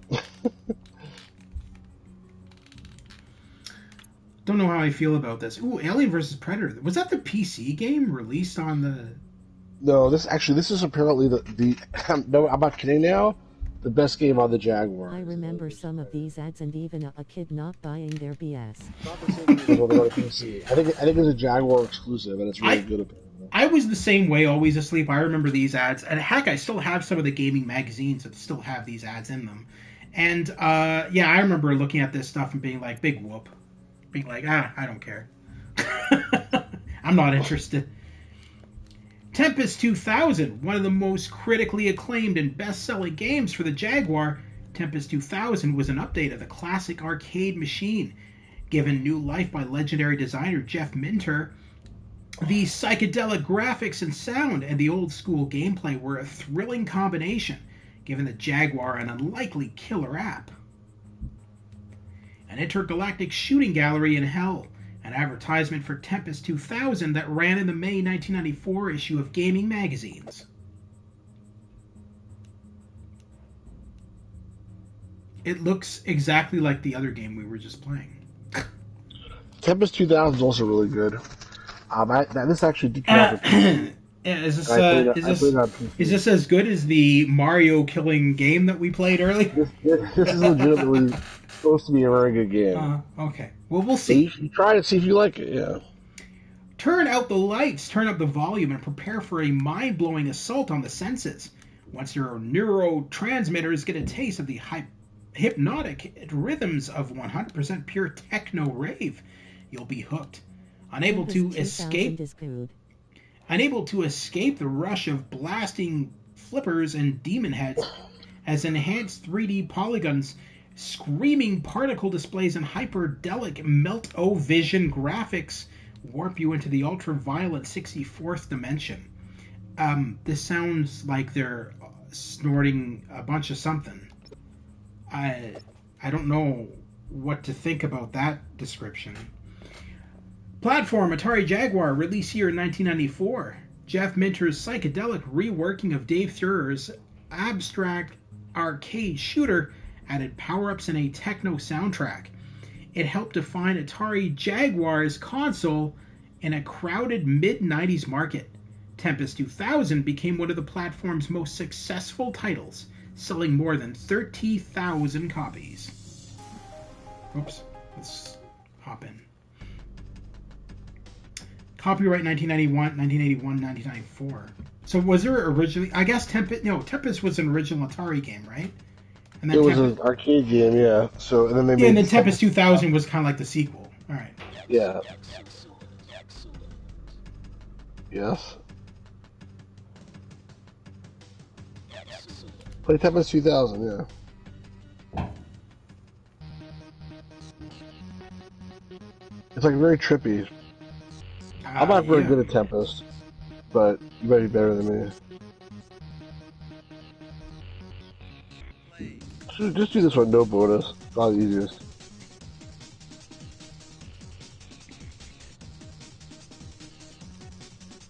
You go like move outside the grid. You can shoot down. Try to shoot down at the ones that are coming up. Okay. What the hell happened? You died already? You can't go. Yeah, you can't go. Okay, this is going to be interesting. I don't know how you died. This is shot up at you.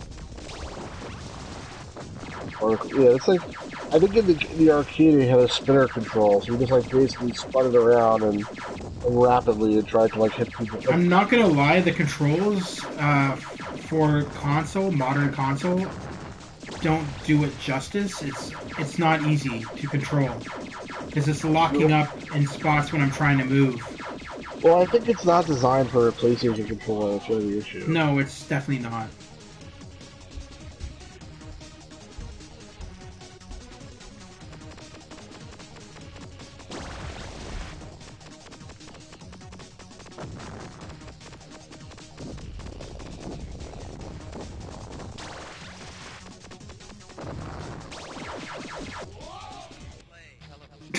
Possible skill issue. What do you Possibly? I don't know. I think it's the fact that when I'm... Look, okay, so I'm hitting down right now, and my ship is staying in one spot. So it's weird. It's like it's working, but it's not. It's like locking up the control when I'm trying to move. It's odd. I feel like it's just not optimized properly for the... I think it's a definite skill issue. Enhanced and overclock? What? Hold on. What does that mean? Let's reset here for a sec. What do they mean by enhanced and overclock?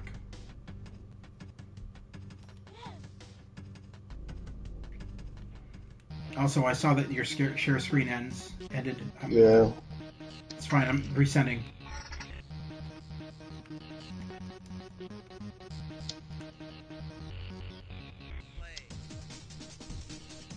Now it is 65 bits. 65 bits. The resolution is sharper. That's the only thing I've noticed. 65 It's the same thing. It's all they did was slightly smooth the graphics. All right. You get the idea. I'm not gonna waste too much time on that one. You think of the Aliens vs Predator game. Club Drive, one of the first games announced for the Jaguar.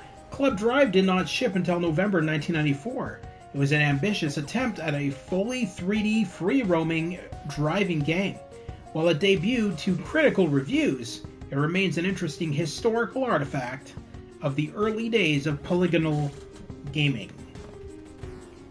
No, I don't think Alien vs. Predator would ever be in this collection, only because I think it's Sega owns the rights to the Alien franchise right now in video game form, and they're very strict with that license. So whoever made this would have to probably pay out the ass to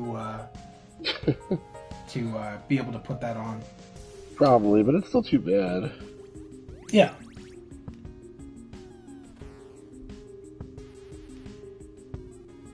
Own the fastest coup on the Golden Gate or the kitchen floor. What?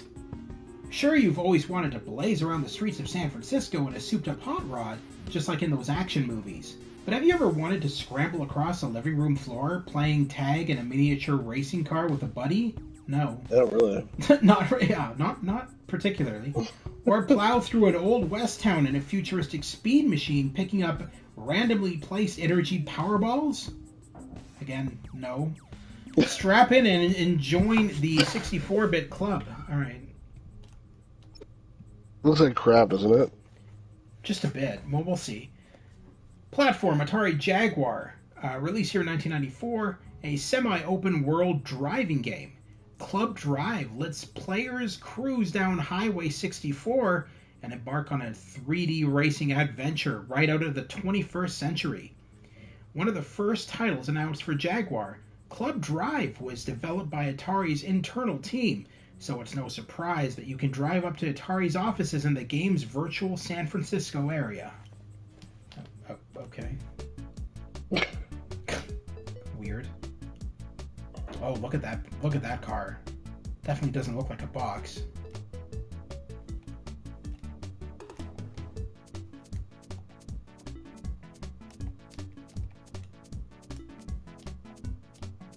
This looks like shit, honestly. But, I mean, I guess I should respect the Awful fact game. We haven't even started yet. You guys are not giving it. Yeah, you're right. Yeah, this is fantastic. It's made. It's the exact same as the. What? Okay.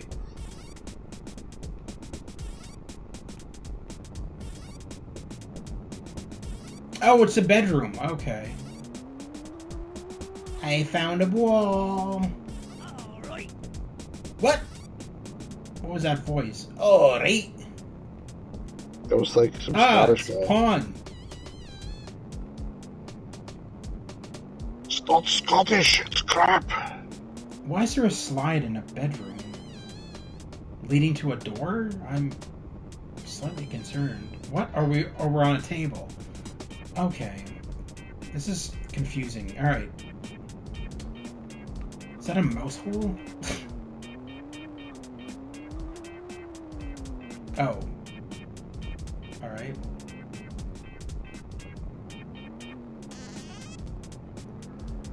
The toilet? What is that in the back? What's that a picture of? I don't know. I'm trying to figure out how to reverse this crappy ass car. What? How do I... What am I looking at right now? This is a mess. Okay. No. Reverse is circle? What the hell is that shit? I would have never guessed that.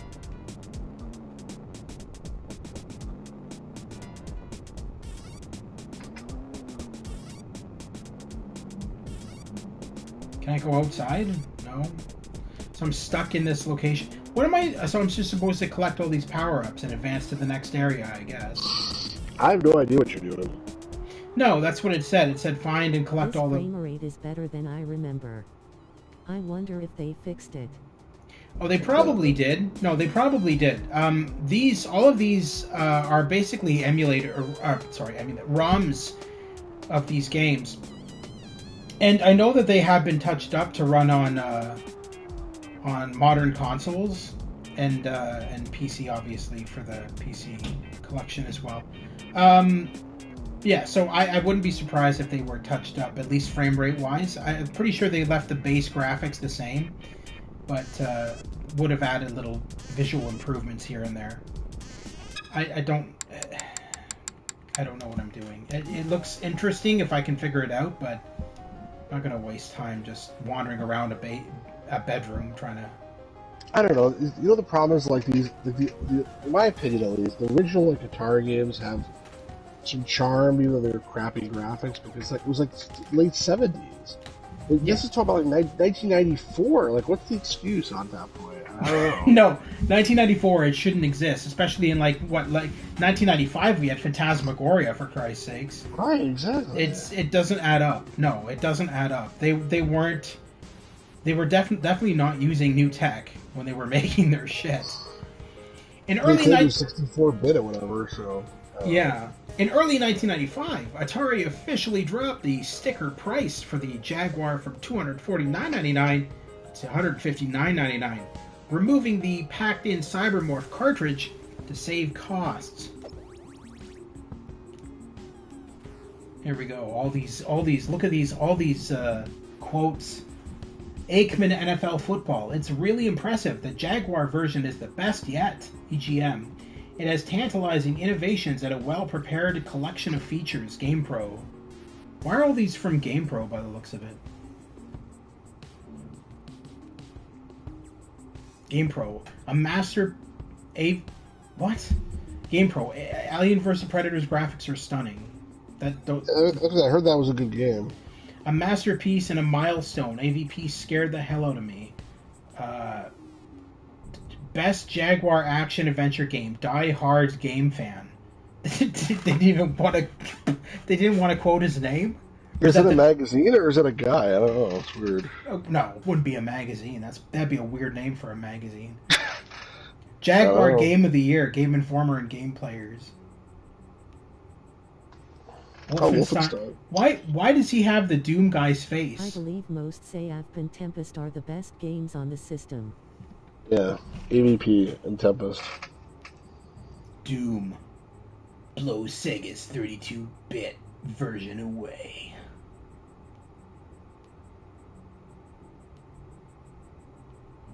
That snowboarding game looks interesting. Cannon Fodder. Dude, I used to play that game on my PC.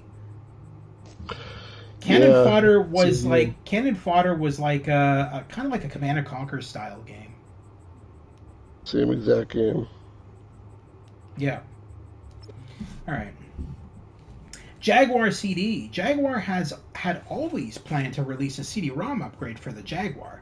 Although it suffered many delays, it was eventually released in September 1995 at $149.99, which by that time was also the price of the Atari Jaguar base console. A 790 meg tune-up. An ad from February 1995 boasted of what the Jaguar CD player would add to your system. Unfortunately, would-be players would find that the system had been significantly delayed, even though the ad implied it was already available. Apparently this Jaguar CD was impossible to get to work. It broke all the time. It looks like a toilet too. Just a bit. Or a vacuum cleaner. You know what it looks like? It looks like an old vacuum cleaner, actually. A little bit. Yeah, slam down the lid of the CD and you got a vacuum cleaner head. It's more like a toilet though. Brett Hall Hockey, Demolition Man. Most of these games are on PC. That's the thing also. Here's the thing. Yeah, no, and that's exactly it. Is that most of these games coming out for the Jaguar, you could already play in better quality on PC. So why would you waste time? Well, a lot of these people didn't have PC. Or they're console gamers only. That's the only reason. Dragon's Lair. Oh my god, that game was something. I don't know. I never much cared for it. Get a Jaguar CD. You love it or you hate it, basically. Yeah. Get a Jaguar CD now. This advertisement ran when the Jaguar was actually available in September, showing off the 4 discs that came with the system. The games Blue Lightning and VidGrid, a demo of Myst, and the soundtrack to Tempest 2000. What would Myst look like on this? Oof. I'm almost scared to find out. Probably not the same as the main platform. Super Asteroids and Missile Command, the final game that Atari released for the Lynx. Super Asteroids and Missile Command featured upgraded versions of 2 of Atari's most memorable arcade games of the early 1980s. Artist Terry Hoff originally created this color study while developing the Atari 5200's box art for Asteroids. It's kind of cool. It's all like hand drawn. Is he related to Jack Hoff? Jesus Christ. Okay, Sue. So you think you're an ace, huh? Here's your chance to prove yourself. Fight your way out of an asteroid belt filled with hostile aliens and super asteroids. Too easy? Take a shot at saving the Earth in Super Missile Command. These enhanced versions of your favorite coin ops have never looked so good. Well, we'll be the judge of that, won't we? Platform Atari Lynx, released year 1995. The final game released by Atari for the Lynx was very much a return to Atari's beginnings. 2 ports of coin-op classics enhanced for the 16-bit handheld. The rich graphics and new powered power-ups give this version of Missile Command its own flavor. Looks like it's gonna be crap. I already hate the music.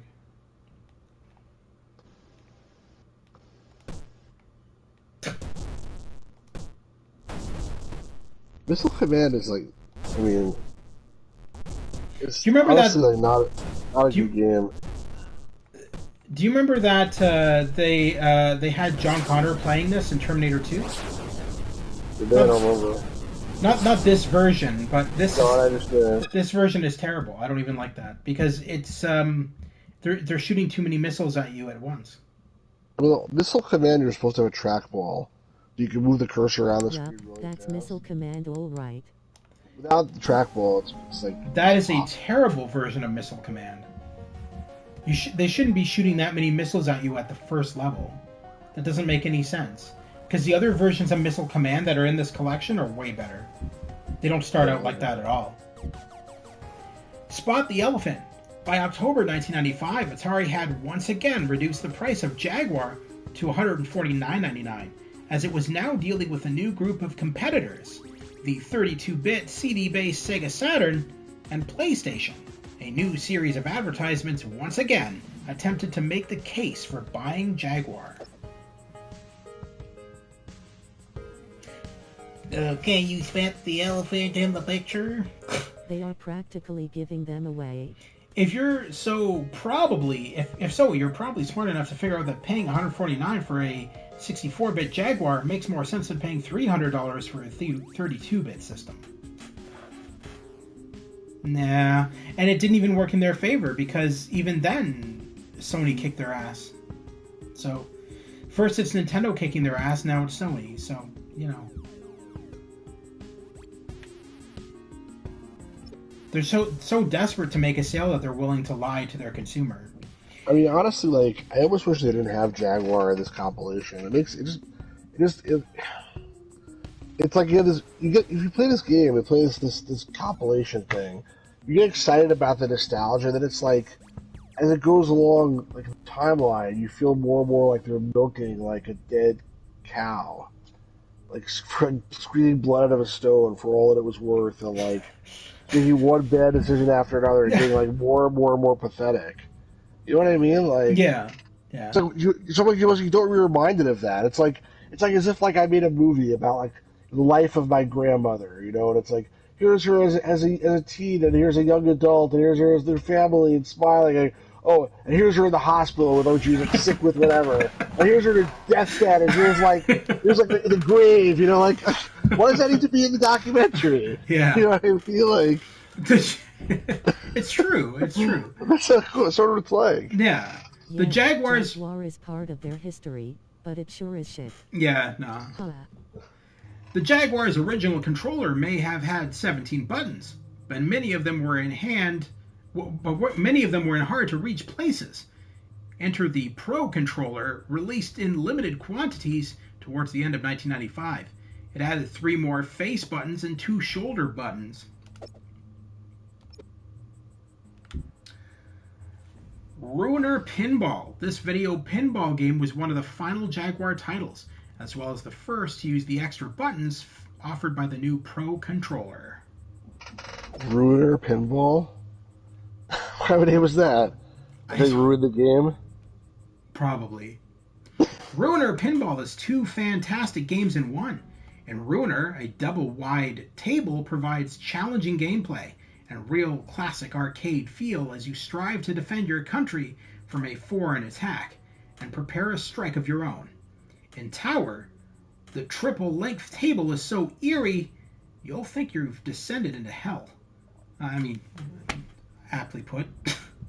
I feel like I'm already descended into hell by playing half of these. It really does feel less like a documentary and more a cautionary tale now. 64 bits, baby. Yeah. The sorceress and her wicked minions are after you. Casting 3 spells will bring the tower crashing down. But can you figure them out before it's too late? Well, let's give this crap a try. Platform Atari Jaguar, released here in 1995, Ruiner Pinball offers 2 digital pinball tables. The nuclear war-themed Ruiner and the dark fantasy of Tower, both of which were created specifically for the Jaguar. This was the first title to support Jaguar's Pro controller. The additional shoulder buttons could be used to nudge the table.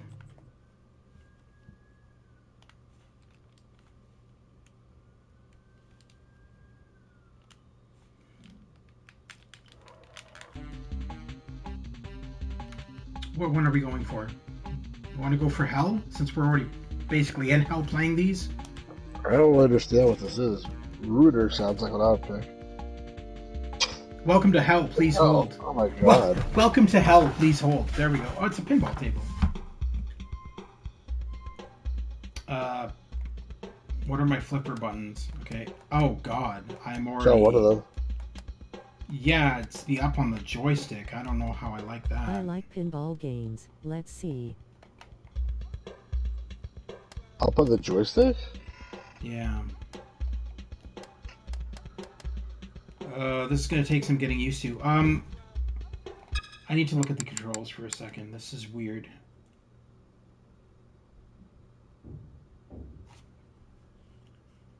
What?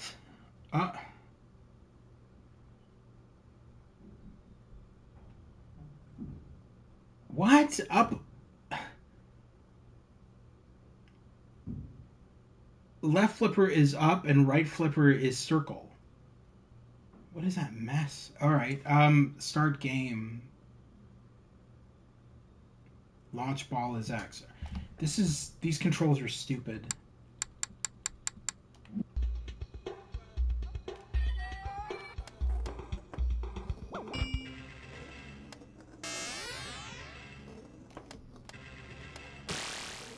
Oh no, oh hell nah, son. More like ruined pinball. Well, no, once you get the hang of it, it's not that bad. But, I mean, I don't understand why you would go for those kind of controls. I would have gone for... I would have gone for left and right trigger. It doesn't make any sense. My ball fell down the hole. And then why didn't she get to the top? Is she laughing at you or something? I'm surprised it starts at the top part. It's a middle part. It's like 3 layers to this pinball. It's 3 levels. Do you get it up to the top one? I don't think you can. I'm not sure. Actually, this looks solid. I would mess with it. Come on. A little better. It's not bad. I want you to see you get it to the top level. The alligator flippers. In the middle. Oh, man. Oh, that's kind of good. Ah, darn it. Oh, oh! That was weird. That didn't really help, but it's an interesting table. It's a great metal, too. Oh, man. I want to play. I wish I could play. There would be too much input lag. Yeah, too much input lag. Oh. This is the first game you played so far I actually want to play. It's not saying like the purple monster lady. Have you ever, Stu, have you ever played the pinball collection that's out on PS4? You can buy like billions of different pinball tables. No, I don't think so. I have it. I streamed it one time, but nobody ever watched. But is it like real pinball tables or? Oh yeah, no, real, photorealistic actually. Oh really? Oh yeah, no. They literally went crazy with the pinball tables. They literally took actual photos of the pinball tables, rendered in the balls and everything. It's breathtaking. Yeah, send me a link. I'll check it out. I'll buy it. Oh, there we go. Oh, there you go. You finally got there. Is there a fourth table? Yeah, there is. This is the biggest pinball table I've ever seen. I guess virtually you can make it bigger. Well, at least you finally got to the top there. That lady's laughing at you. Alright, so why don't we reset? We'll try the other pinball table quickly.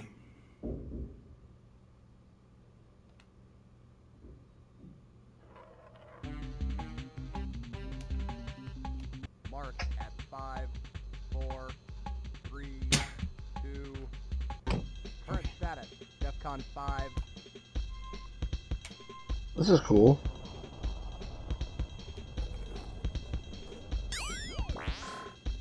This is the ruiner. It's like Devil's Crush but not as good. Still neat though. This is cool.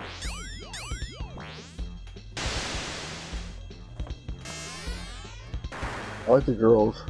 It's the only thing Stu likes about it. It's like, yeah, this is cool. I like the girls. Well, you should to like the right to another table. And your flippers are missiles. That's really clever. No, I'm not denying that. That's the designs of the tables is amazing. Oh, look at that. See the little parachute falling? Current status, DEFCON 5. This is crazy. Yeah. So far, the only good game on this system. Yeah, I mean, this is the first game that you've played that I've been wanting to play. Guys, you have good chemistry. When are you gonna play the turtles? Oh, that's a good question. I'm down for I don't whenever know if it's possible. Unless we play it, we can't play it through this party thing. It'll be too much lag. We have to do well, do you have a copy of Shredder's Revenge on PlayStation? No, I only have Cowabunga Collection. On PlayStation? Yeah. Well, we could play that because I have that as well. DEFCON 5. Yeah. Shredder's Revenge, I ordered for the PC and it hasn't been delivered yet. I'm gonna go Jesus, still? games. Might as well just buy it. It's on sale right now on PlayStation They Summer just- Sale. They just finally released the the big box PC edition, but I ordered the Ultimate edition. And that one has not been produced yet. Assholes. Sorry.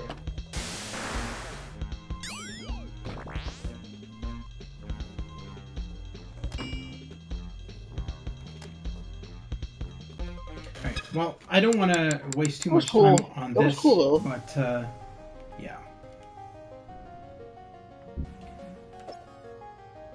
Holy crap! Enough Jaguar? Jesus, right in your face. Let's go to the mall. Atari had one more trick up its sleeve for the 1995 holiday season.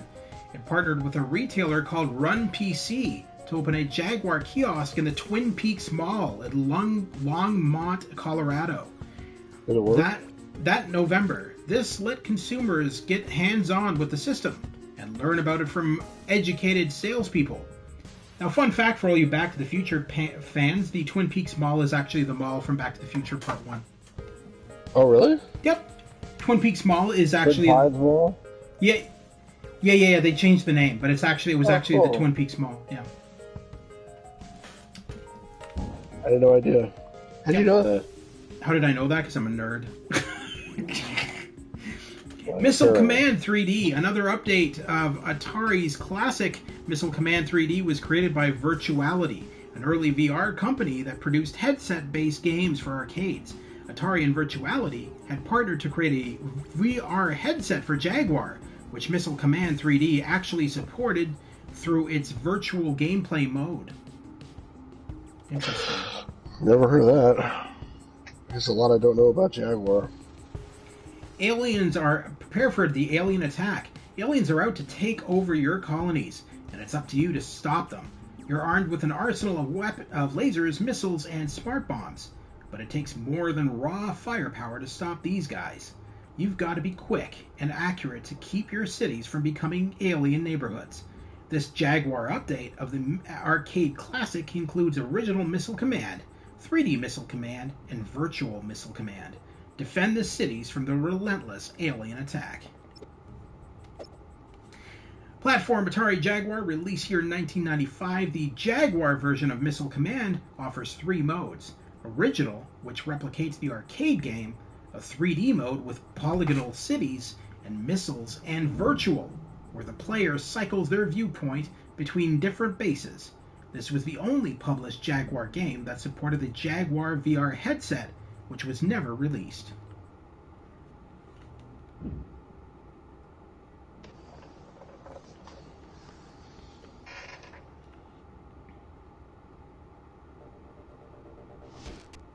So I guess we'll do... what version should we do? Virtual, I guess.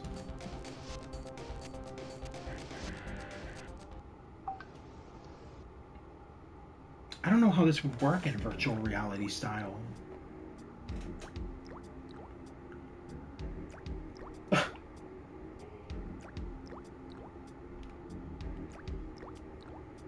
Well, I think they tried to play this on James and Mike one day also. They couldn't figure out how to play what was going on. Well, I've already seemed to figure it out.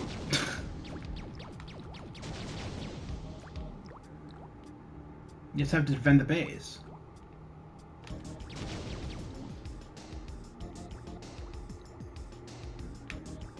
It's actually easier than the normal missile commands.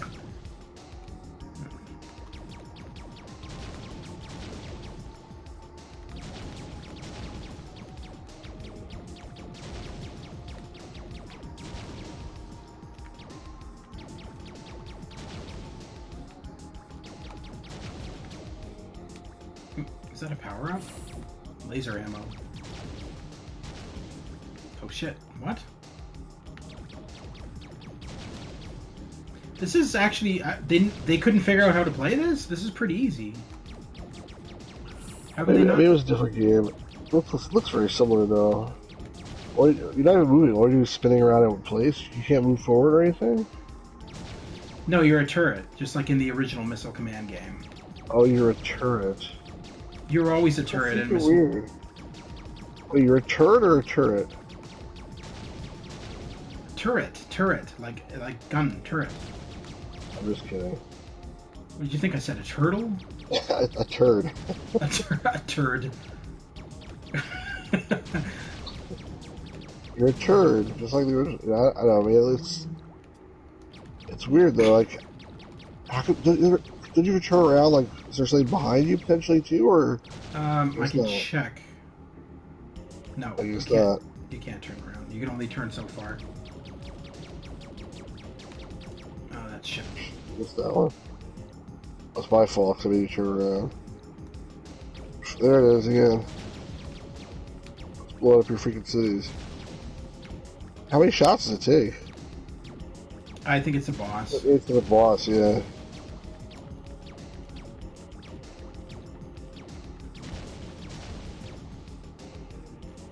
It's about to do Star Trek 25th anniversary.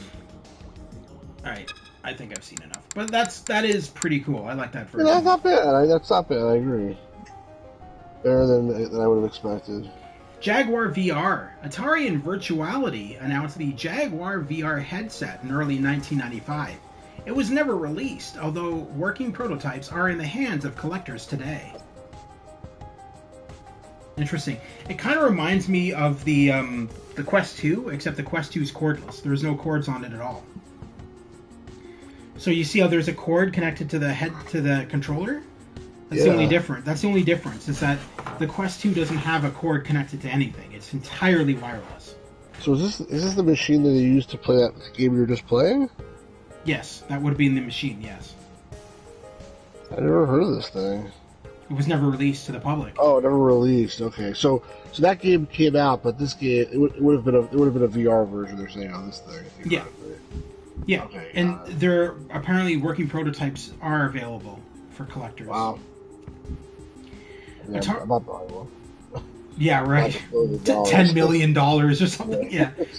Atari Karts. Every game console in the 1990s needed a mascot go-kart racer, and Jaguar got its with Atari Karts, which starred none other than Bentley Bear, the protagonist of the arcade game Crystal Castles. Oh, jeez.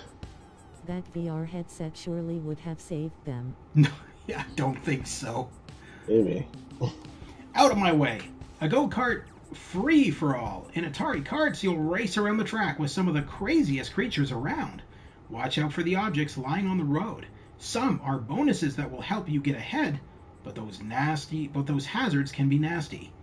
They'll cause you to slow down or mess with your driving controls. Try to outdistance your competition and finish fourth or better to move on to the next course. Kids of all ages will love this game. Let's see if us kids will love it. Platform Atari Jaguar, released year 1995. Mascot-based go-kart racing games proved particularly popular in the mid-90s. Atari's foray into the genre featured Bentley Bear, star of the 1983 arcade game Crystal Castles, as one of its playable characters. So they're basically taking Mario Karts and ripping it off. What is that? Bentley Bear sure did change over the years. That's probably not Bentley Bear. I know. Bentley Octopus. How do I, okay, beginner.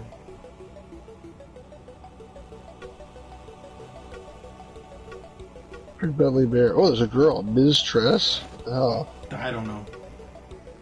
Pick Bentley Bear. The Ptarmigan, Volky, Bentley Bear, Ms. Tress. Bentley Bear looks like a dork compared to the rest of them. The other guys look tough, and they go to Bentley Bear. What is this music? He's like, everyone's like, yeah, I'm me, and then Bentley Bear's like, oh, Bentley Bear, I'm cuddly, look at me. I'm gonna play as Regius. I don't blame you. What? Hang on. Jesus Christ. It's the Boogers Cup? No, I'm turning off Carlton this Cup? stupid fucking filter because it's just Tempest blurring Cup? the damn bloody screen. Take the Boogers Cup. Boogers? It's Borgers. Boogers. Borgers. This is Boogers. That's how you spell Boogers. Okay. What the hell is that? It's Mario Kart, like you said. It totally is. Yeah, it's just a rip-off of Mario Kart. I'm not such a big fan of Mario Kart. Okay, but I hated Mario Kart. I mean, it depends. There's so I have for my PS4, and I might stream it at some point as well. I have Crash Bandicoot's kart racing, whatever it's called. It's actually not that bad. It's enjoyable, I suppose. the nice thing about this collection is like it lets you play games that you never would ever play otherwise. So, Exactly. Like, you'll never play this ever again. I think But this. it's okay. I think this collection is probably one of the best collections I've ever bought. Mario Kart in can terms destroy of- friendships. Mario Kart but worsened with weird music. Ship it. Ship it. So I do think that this collection is worth every cent. You're getting a real bang for your buck with all these amazing games. And plus, keep in mind, like what I said earlier, 90% of these games have a save button, so you can save your game. If you get really far into the game, you don't have to worry about having to start the game from the beginning again when you next play, because you have a save and load button that you can access. So I think even on, see, here we go, save game, load game. You can save up Cool. to 10 different saves for each game. So my point was more like you may never ever play these games ever again, but that's okay. Like, you know, like you get to play it one time and try it out. Mhm. I think that's pretty cool. I like it. I'll be honest. I like this collection more so for the interesting interviews and the behind-the-scenes shit. That's what I'm interested in. I'm not so much interested in the games. I mean, I like them. Some of them are cool. I would probably play some of them again at some point. Others, probably never. Yeah, I hear that. Fight for Life, the final game developed and published for Atari for the I Jaguar. think what I said before is how I still feel. It is a really nicely made collection in celebration of games I don't want to play. I'm glad. Fair enough. The final game developed and published by Atari for the Jaguar, the polygonal martial arts game Fight for Life, was directed by Francois-Yves Bertrand, who had worked on Sega's seminal 3D fighting game Virtua Fighter. Oh, interesting. So he made his own version of Virtua Fighter, basically. Get ready to do battle. Life in the afterlife can be a nightmare for anybody, especially if real life was a mess. In the Spectre Zone, 8 people compete in the annual Hell Fighting Tournament for the amusement of the Gatekeeper. Why does it sound like Mortal Kombat? The prize... It says like Virtual Fighter. Yeah, the prize is a second chance at life. Defeat each opponent and steal 2 of their special fighting moves to prepare for the final challenge, a battle against the son of the devil himself. Show no mercy. There will be only one victor, only one new life. It must be yours. Platform Atari Jaguar, released here in 1996. the last fighting game released for the Jaguar was also the final Jaguar game to be both developed and published by Atari. Francois-Yves Bertrand, who had worked on Sega's iconic Virtua Fighter, was the sole designer and programmer of this polygonal fighter. We're almost at the end of the stream, I think. Only a couple more things, and we'll be done the final chapter. I don't want to put it off anymore because I'm like, dude, we're already at 5 streams on this. I just want to finish it tonight. I understand. It might run for three and a half hours. This stream, unfortunately. The funny thing is, you said it was going to be like a half hour to an hour. I didn't think there would be this much content still. Well, part of it is we're playing games for a while. You know, we're having a good time, so it's fine. It'll take as long as it takes. Virtua Fighter, but with even less personality and frames per second. Ship it. I'm the girl? Okay. Wait, there is NPC. They just suck. Got it. Come here, I'm gonna add the smackdown to your face. Ian, get over here. Now, I wonder if it's like Virtual Fighter in the sense that if you knock them off of the ring, it's an instant game over. This looks pretty good. I don't have controls, but it looks pretty good. It's not bad. Yikes. Can you run or just slowly shuffle? It's true, you're moving very slowly. That is a good question. Hang on. What a great spot to... Is it music? Ian will be back? What happened? Why'd it say replay? I paused the game. I'm trying to look up the controls because always asleep made a flexible there. Always asleep made a good point that there is no. Nope. Apparently you can't run. Huh. That's interesting. So you just waddle around, I guess.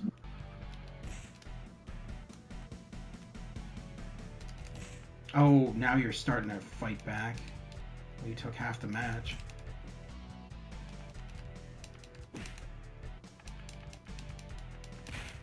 Oh, whoa. Come on, Ian.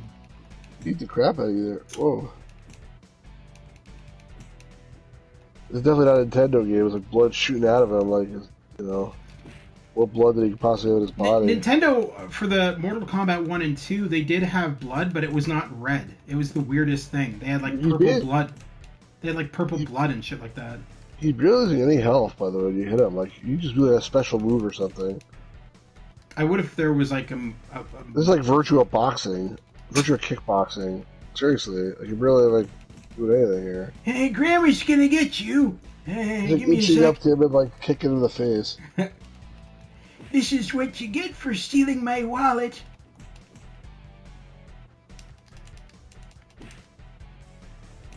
Jesus.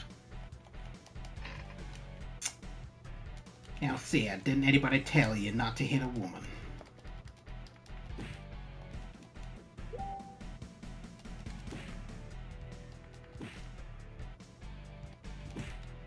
Okay, God. Alright, you're done for, buddy. There. What? What is she doing? Okay, running in one spot. Alright, well, we get the idea. I'm not gonna... It's interesting. Jaguar's math problem. Former Atari developers Bill Reebok and Farron Thomason discuss why the numbers never really added up for Atari 64-bit console.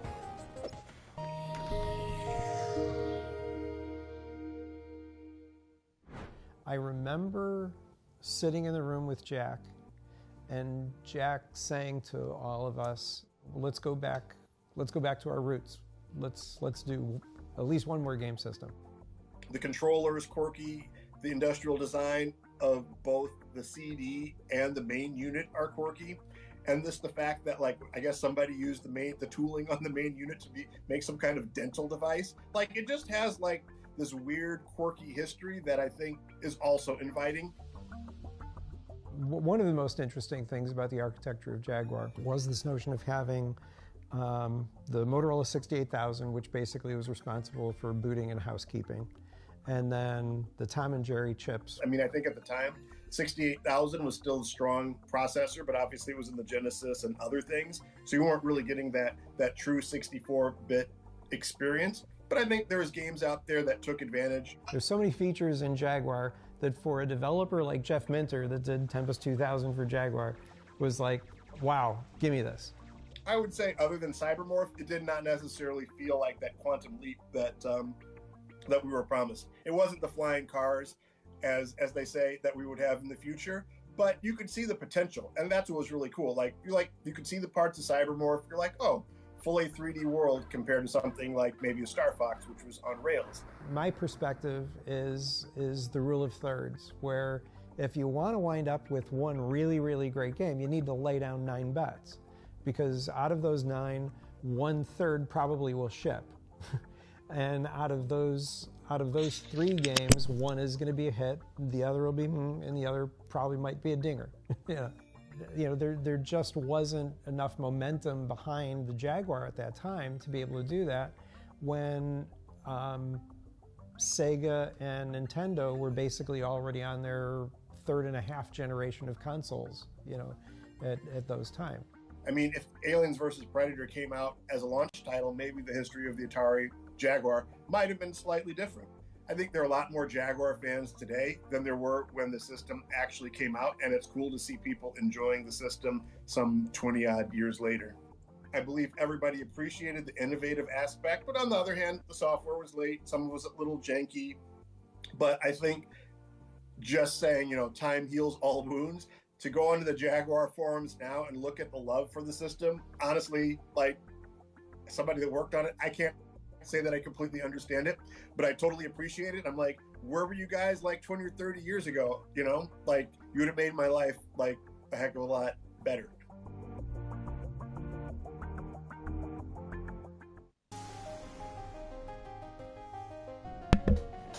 Fair enough. Jaguar's end. At the beginning of 1996, Atari had only sold a total of 125,000 Jaguar systems, and had only 100,000 unsold systems in inventory. At this point, it began planning to leave the console business. Atari merged with a hard disk manufacturer called JTS later that year and sold its inventory to a liquidator, bringing an end to Atari's gaming business. Notable and quotable. It just has this weird, quirky history that I think is also inviting. But in general, I am pretty surprised at the enthusiasm of current Atari Jaguar fans. For Ron Thomason, former Atari game producer. Atari's... Can you hear me? Yes. Sorry, my mic was off before. I don't buy that story at all. Like these things you're saying here, like it's not like they're trying to glamorize this time and be like, oh yeah, we tried really hard. It really just feels like they just tried to crap something out. I don't know. Being wrong. But... Yeah. We're actually almost at the end of this stream, so that's nice. This is a really cool stream video that I'll talk I'm talk tired about. of people trying to convince me the Jaguar was actually food. Yeah, exactly. Yeah, no, I don't think it is. I do appreciate this collection. I'm glad it was made, though, because otherwise a lot of us who never grew up with this system would never be able to experience the games otherwise, in my opinion. Atari's new millennium. In 1998, the toy company Hasbro acquired the Atari assets, which it then sold to the game publisher Infogrames in 2000. In 2003, Infogrames renamed itself to Atari Inc. and is now known as Atari San Francisco. I think that's San Francisco? I don't know. No, Atari SA? Just Atari, SA, yeah. Okay. Atari SA. In 2021, Atari released the new Atari VCS, a mini PC inspired by its classic consoles. Interesting. Why does that design of that controller look like an Xbox One controller? Well, they made it look like an Xbox One controller. They totally did. Like they totally ripped off Xbox. Yeah, it's totally an Xbox One controller. Because the PS4 and PS5 controller, and basically all PlayStation controllers, are more slim. Now, here's the problem with these kind of controllers. The Xbox one specifically, I find that they're too big and clunky in my hands. And I find that after having played on the Xbox for not even an extended period of time, I end up getting carpal tunnel syndrome. And my hands start to really hurt. And I never have that problem with the PlayStation controller. And Interesting. that's not me trying to badmouth the Xbox, because I have all the consoles. I got the Xbox One, the Xbox Series X, PS4, PS5. I got all that shit. I I actually just like the prefer. Xbox controller a little bit more Oh, do because my you? hands Okay. are probably a little bit bigger than yours, and like it just fits. It feels like it fits in my hand really well. And then again, I like the original Xbox controller, the Duke controller they called it. Hmm. You know what I'm talking about? Like the original Xbox, the controller was like huge, and they made a smaller one because everyone was complaining Yeah. that it was too big for their hands. I like that big one. Like it just feels comfortable to me. But I think I'm an exception. Probably most people are like you, and they prefer the PlayStation. Yeah, I feel that the PlayStation controller is a lot more comfortable, and also all the features that are with it, especially on the PS5, the Dual Sense and all that kind of cool shit. Yeah, It's no, for honestly sure. really cool. It's actually a really cool controller. Um, Atari Recharged. In 2020, Atari launched Atari Recharged, a series of modernized, reimagined versions of Atari classics such as Missile Command, Centipede, Asteroids, and Gravitar for PCs and consoles. So yeah, that's the modern version of Missile Command, which I swear was in this collection. I think we played it in this collection earlier on. 2600 Homebrew. Once an esoteric and exclusive skill, programming Atari 2600 games became a hobby for programmers who had grown up with the machine, driven by both challenge and nostalgia. This grassroots community has kept the 2600 supplied with new software for decades, showing no signs of stopping. The Stacks. In 2012, Digital Eclipse's Mike Mika, and Kevin Wilson worked with Ready Player One author Ernest Cline to produce The Stacks, an original Atari 2600 game based on the one created by the novel's protagonist. Now, Really? this game is unfortunately not in our collection, Why but not? I don't Never know. heard of that. Is that a real box they made? Yeah, I guess so. Descending the network of metal girders had always reminded me of old platform games, video games like Donkey Kong or Burger Time. I'd seized upon this idea a few years earlier when I coded my first Atari 2600 game, a gunter rite of passage like a Jedi building his first lightsaber. It was a Pitfall ripoff called The Stacks, where you had to navitage,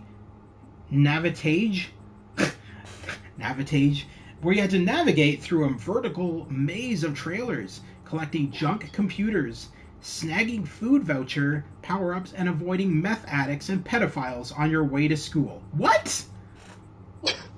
So there's probably a typo there. I didn't even notice that. My game was a Savage. lot more fun than the real thing. Yeah, no shit. What the fuck is this game? I'm trying to find. I guess you could play this online, but I doubt there was ever really a physical version. They probably made a fake box for it. If there was, I would buy it. I could not. Well, there's no barcode off on the side, so maybe you're right. All right, so let's watch this video. Once is on the homebrew video. I have 13 the stacks. She was 13 stacks. Smart ass. I feel the best Atari games ever made have been made in the last 5 years.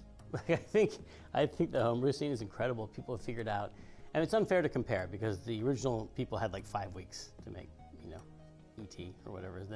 And now people can take it's like a hobby. You can take as long as you want. And you have access to like special chips and stuff. But still, they're still working. Eventually, making carts that you plug into your original Atari 2600 and they run and they're super fun. We saw it evolving, and there was a lot of nostalgia involved for that to happen.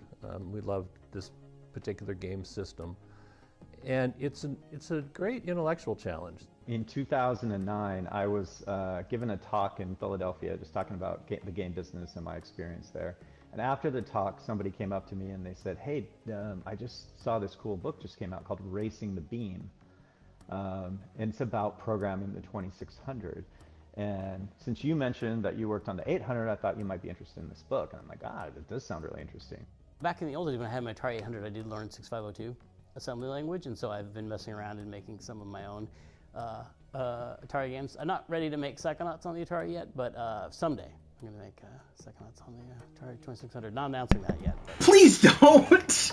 Jesus Christ. He made Psychonauts VR. Psychonauts. Come on. I mean, give it up, Tim. The point, Jesus. I wanna know what it was like to. Well, this guy made Halo 2600. Todd Fryer, and who was told he has 3 months to write Pac-Man on this terrible machine. And am I a man enough, programmer to be able to do that?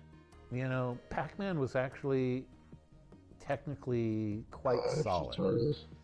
It's fun to program for the 2600 because it's unique. It's 128. It's technically not solid. Bytes, not K, but like bytes of memory. It's so limited that it helps you edit, and so you can't do everything. You can't imagine an experience and then implement it on the Atari. You have to go the other way around. How many blocks can I move on the screen? How can I turn that into a fun game? It was very, very hard to squeeze a 128 level game with a title screen and a boss encounter and all that into 4K of ROM, because that's one of the limitations on the 2600 if you're going to live within the original constraints. And so I learned a ton about the 2600 along the way. I had a lot of fun. It was a lot of hard work, and I'm proud of the way it turned out. I think of the homebrew as the hobbyist who wants to see if he can do it, and he makes a game and he makes a few for friends. That has evolved into some actual publishers making Atari 2600 games that are out there. But there was a guy came on there the other day, and he's like, I just want to say this is the most supportive technical community I have ever been part of. It is an amazing community and very welcoming to new people. So I would encourage people to do that.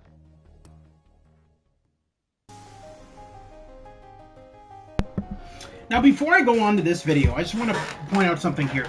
I don't know if many of you have seen the movie Ready Player One, but if you have, there is the main character is in a race in that movie, and he's in like a DeLorean-style Knight Rider car. It's like a mashup of the DeLorean from Back to the Future, the Time Machine, the Ghostbusters, and Knight Rider all mixed into one car. That car is actually owned by Ernest Cline. I think it was.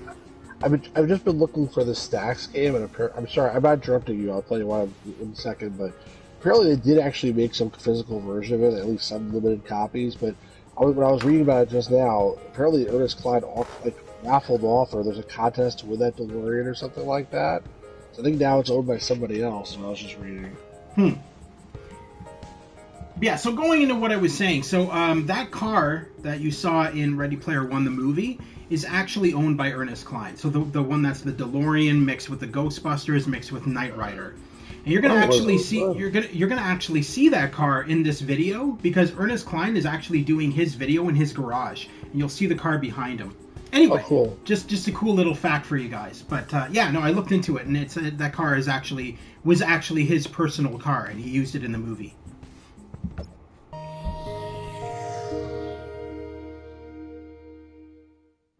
There was no console war in the beginning. There was, in the beginning there was only Atari, and the children looked upon it and saw that it was good and bought Atari, and then asked for Atari games for every Christmas and birthday. The Easter eggs, finding the Easter eggs in Howard's game and Warren's game, those were huge moments for me in my childhood, and my favorite early gaming experiences, especially finding that room in Adventure. That path that everybody, whoever found the Easter egg, follows those clues, and then discovers this, this secret room, this message hidden by the creator of the game, who I didn't even know who he was. And here's his name, and a whole secret room, that most kids who played this game never found. I found this secret place left by the creator, with a message for me. It was profound, and the first time that it ever happened in a video game. And so years later, when I was, I think had the initial idea for Ready Player One, was what if Willy Wonka had been a video game designer? And what if he held his golden ticket contest inside a video game? And that immediately made me think of the secret room at Adventure, and how that could be, how he finds his worthy successor, instead of a tour through the factory. Stu, are you fan of cars? Which would you buy if you had the money? Hunt inside this, sprawling video game, and it could be hidden the way that those Easter eggs. We'll discuss that after this video. There's no way I ever would have written Ready Player One if I hadn't grown up with an Atari and playing those games and finding those Easter eggs. As I was reading through it, there was just so much familiarity in there. It felt like, as I was reading it, that the person who had written it, that like I grew up with them. Because some of the names that were in there, some of the locations, some of the references were things that I thought only I knew. And nobody else in the world would understand or appreciate any of it. My literal opening, my email to him, before anything blew up on Ready Player One, my literal opening was just like, we have to know each other because there's things in this book that like only I know. Like, where did we meet before? That was the beginning of our full communication, which led to the stacks. He read Ready Player One and it spoke to him, and he sent me an email that said, hey, I make video games for a living and your book really spoke to me, and if you ever want to make a video game, let me know. And I was right in the middle of trying to figure out if I could somehow do a promotional contest for the paperback that mirrored the contest in the novel. I wanted to do some sort of contest with 3 video game challenges and a grand prize at the end of it. And because Mike made that offer, I took him up on it. I'm like, oh, well, we could make an Atari game that you have to beat as the first challenge, and it could be the game that Wade makes in the novel.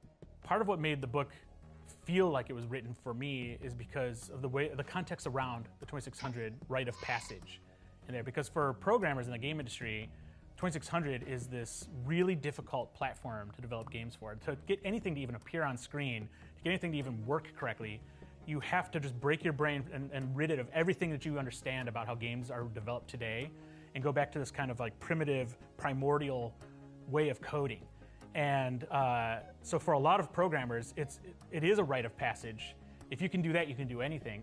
Wade makes his own game, and it's the Stacks. It's based on his life in the Stacks, and he describes it as a Pitfall ripoff that has you climbing around the stacked trailers, looking for food voucher power-ups and trying to avoid like pedophiles. And it's a one-paragraph description of this game. That's awesome. He's like, oh, hell yeah. And so I had dabbled over the years with trying to understand 2600 programming. I'd made a couple small games, a couple hacks. So when this kind of came around, it was the perfect excuse to just finally deliver something that was all original and build something from the ground up.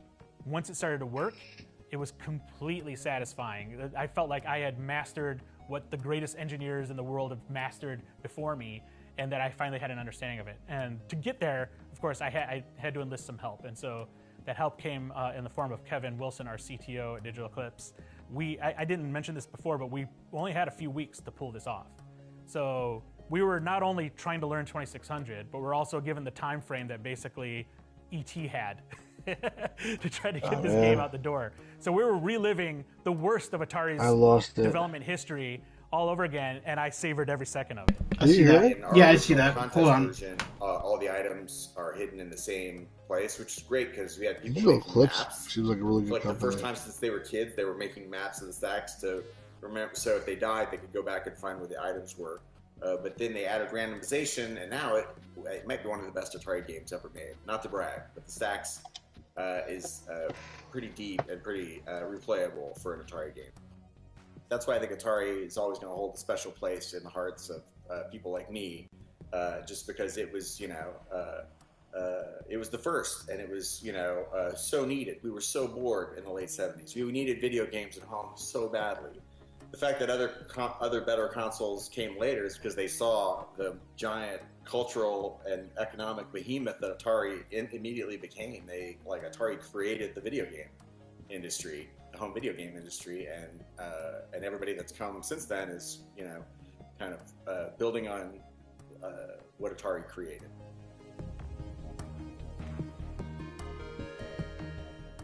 That's cool. So, I just realized something. What? The video game The Stacks is based off of Ready Player One. The homeless area where he lives in the movie, the main character, it's called The Stacks. It's called The Stacks. Yeah. And now, I think Lewis asked us what our favorite car is.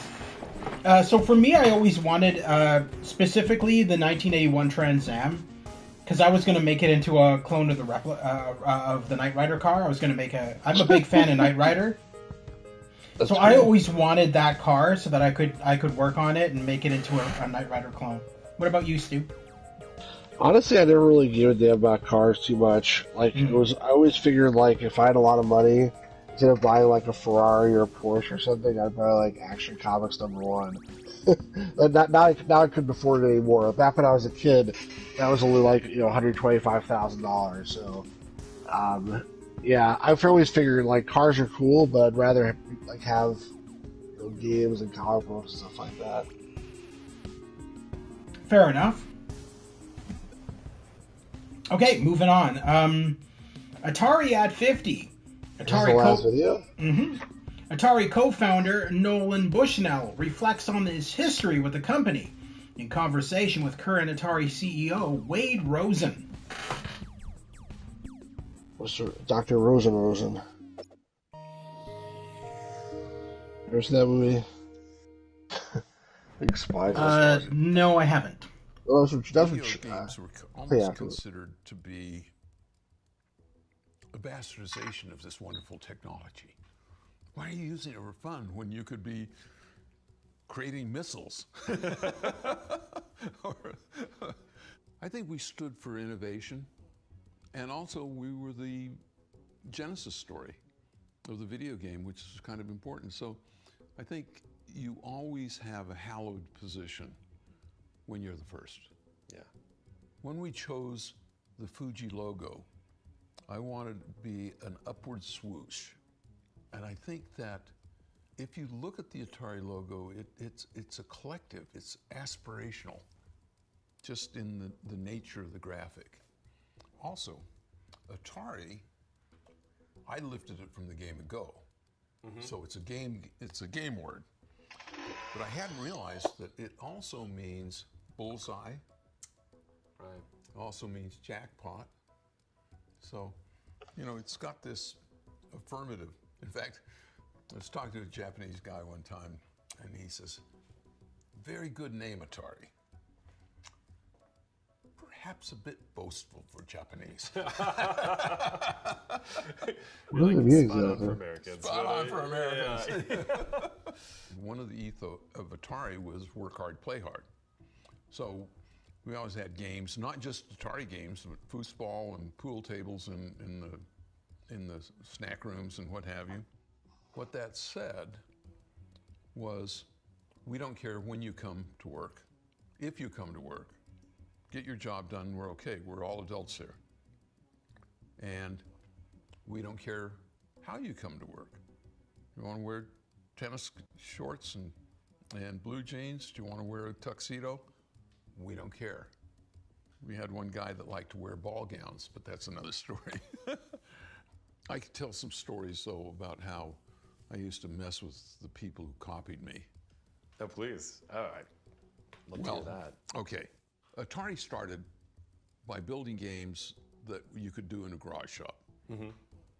So anybody that had a garage shop could copy us. And so of the 150,000 estimated Pong-type games that were created, Atari only shipped 30,000 of them. So we got less than a fifth of our market. Right. And so as we innovated, people would start copying us. And I thought, I'm going to get them. So I had our semiconductor suppliers.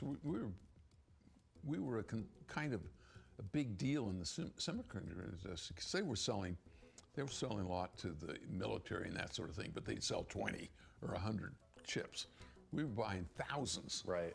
And so I had them mismark the chips.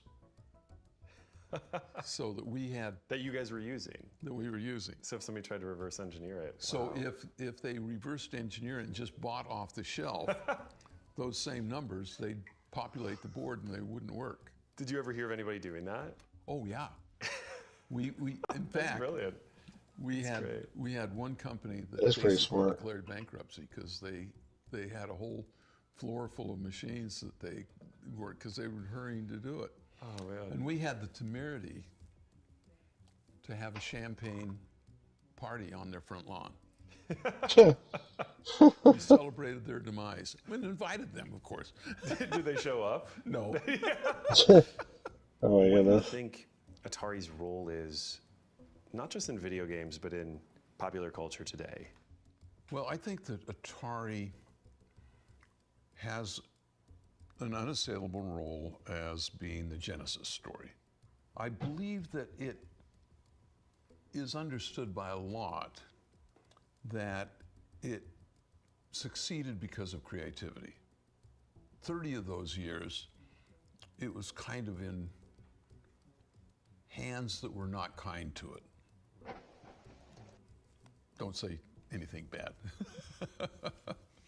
So I think that pieces of the brand were damaged. Not irrevocably, but it could have been husbanded better.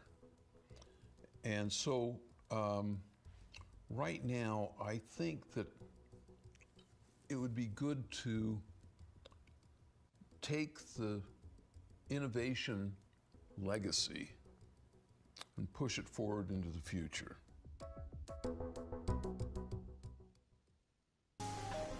That's cool.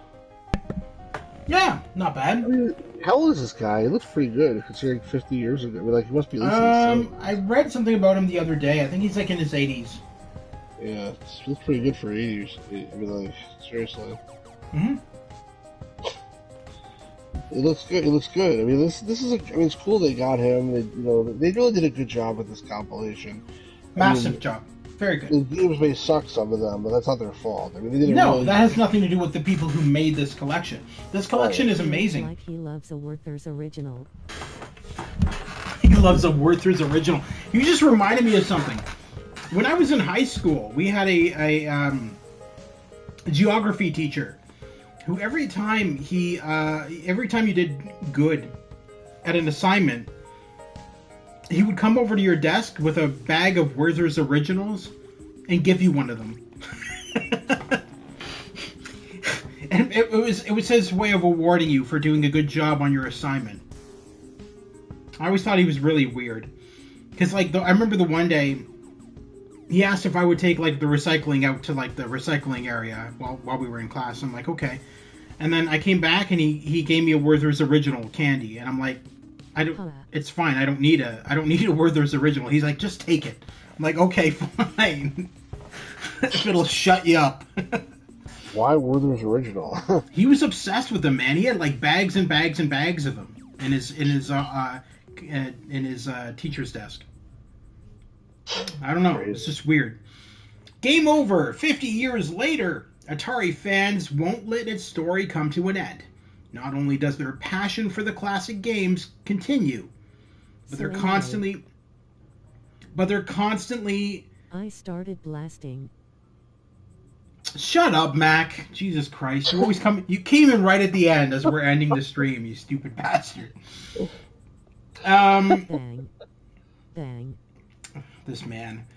50 years later, Atari fans won't let its story come to an end. Not only does their passion for the classic games continue, but they're constantly creating new games and experiences for classic Atari hardware.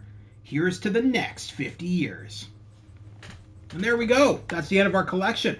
Now, keep in mind, if you just want to be one of those guys who isn't interested in any of the history behind Atari, you can jump right into this and go into the game library, and you have access to all the games in here. Now, we looked at this briefly last time, but this covers all of the games that we've already played in this collection through the timeline. But basically, any game you're looking for, you can find inside this collection. There's quite a lot in here to choose from. So, and then once you get into here, you'll get into the menu. You'll be able to save your game in every single one of them. So if you make any progress, you'll be able to save your game and continue at a later date. I don't know what's crustier, you or these games face with tears of joy. Yeah, you be quiet over there, Mac. I've got my dentures ready to fire in your face. Smartass. All right, anyway, so that's it. Thank you very much to everybody tuning in today and everybody watching after the fact. Thank you very much to Stu's Game Reviews for all of his commentary on all of these awesome Atari games, some of which aren't so awesome. What are these? Confidential? Looks like, is that a game? Text green game over. What? They're secrets. They're secrets. Face with tears of joy. Finally Stu behaved today. Good stream after a bad day. Thanks fellas. Oh shit, sorry to hear about your bad day. Always asleep. I hope you feel better. It's like some kind of hidden achievements or something. No, they're not. They're secrets to specific games, but they don't tell you what. Right. If you do that, you get some kind of achievement. Maybe you get some secret information. Yeah, but they won't tell you what game it is. I guess you have to figure it out. But I think it's a clue. There's a clue on there. If you go back for a second, I think on that one. A dead end hides a secret room in Academy. Like, what's Graves Academy? Exactly. Maybe we should. Don't forget the final secret game. What's the final secret game? I don't know what you're talking about, Mac. What do you mean final secret game? Graves Academy. Graves Academy was a walkthrough attraction in Hong Kong. Disney There is no game called Graves Academy, but I want to say that it's that haunted house game that takes place in a school, a haunted school. Oh, there's some websites here. Vinny's Krusty Comedy Caper. Vinny's Krusty Comedy. This man.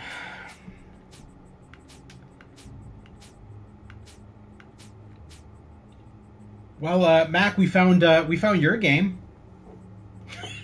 Graves Academy. Oh, it's Haunted Houses. It says there's a game called Haunted, not Haunted House. Yeah, but Haunted Houses. This one. Oh, it's a new one. The game's tutorial stage, Graves Academy, is a hidden classroom on the second floor. It says. No, it's not a new game. There's multiple games of it in this collection. No, this is the Reimagined series. It's released year 2022. So we've already played this game in the collection, but basically it's pretty cool. Yeah. You weren't a part of this stream. You didn't see this when I showed this. Yeah, it was one of the earlier streams. Oh, this is awesome. Oh, I did see this. I think I did see this, but I wasn't able to pay complete attention. So apparently there's some secret in here, and if you do that, then you unlock some other game. You can unlock. I mean, I'm not sure if it's worth it. You'll unlock the game Basic Math. Basic Math. I don't think you want to spend your time unlocking it. Yeah, probably. Well, I mean, for a collector, yeah, but not any other way. Someone hold me. Someone hold me. So. Oh my god! Oh my no! What? No. Ah! Oh my god! That scared the crap out of me. Shut up! Jesus, I bet. Yeah. Smart ass. It was a cool attempt at a jump scare though.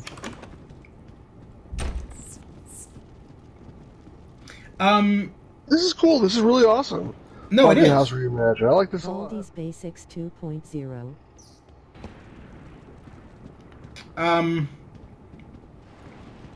Shit, I forgot what I was gonna say. Oh yeah, so this collection is to me it's as good as the Cowabunga collection. Because remember the Cowabunga collection had all that amazing extra shit, like you could look at all the game manuals, all the game boxes, all that kind of stuff. Yeah. This reminds me of that collection. Oh, this is really cool. Oh yeah, you can only carry one thing at a time.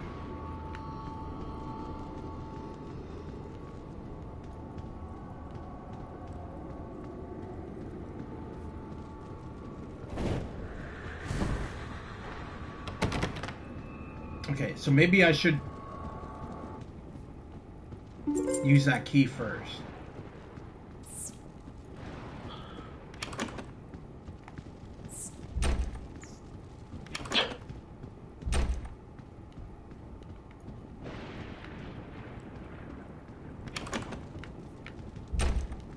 Pages in my pantaloons.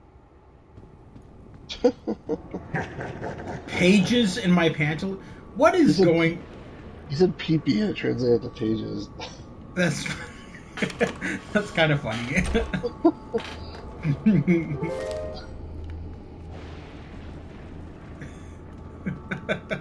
Pages in my pantaloons. Oh fuck. The only thing missing is some horrifying tentacle monster or a metaphor for Alzheimer's. I don't know what game you're watching, Mac.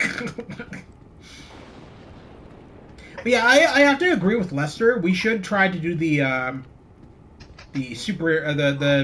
Cowabunga collection at some point if you're down for that. I think that'd be fun. Yeah, sure. Do that sometime within the next couple of days, maybe. Amnesia the Shark Descent. What?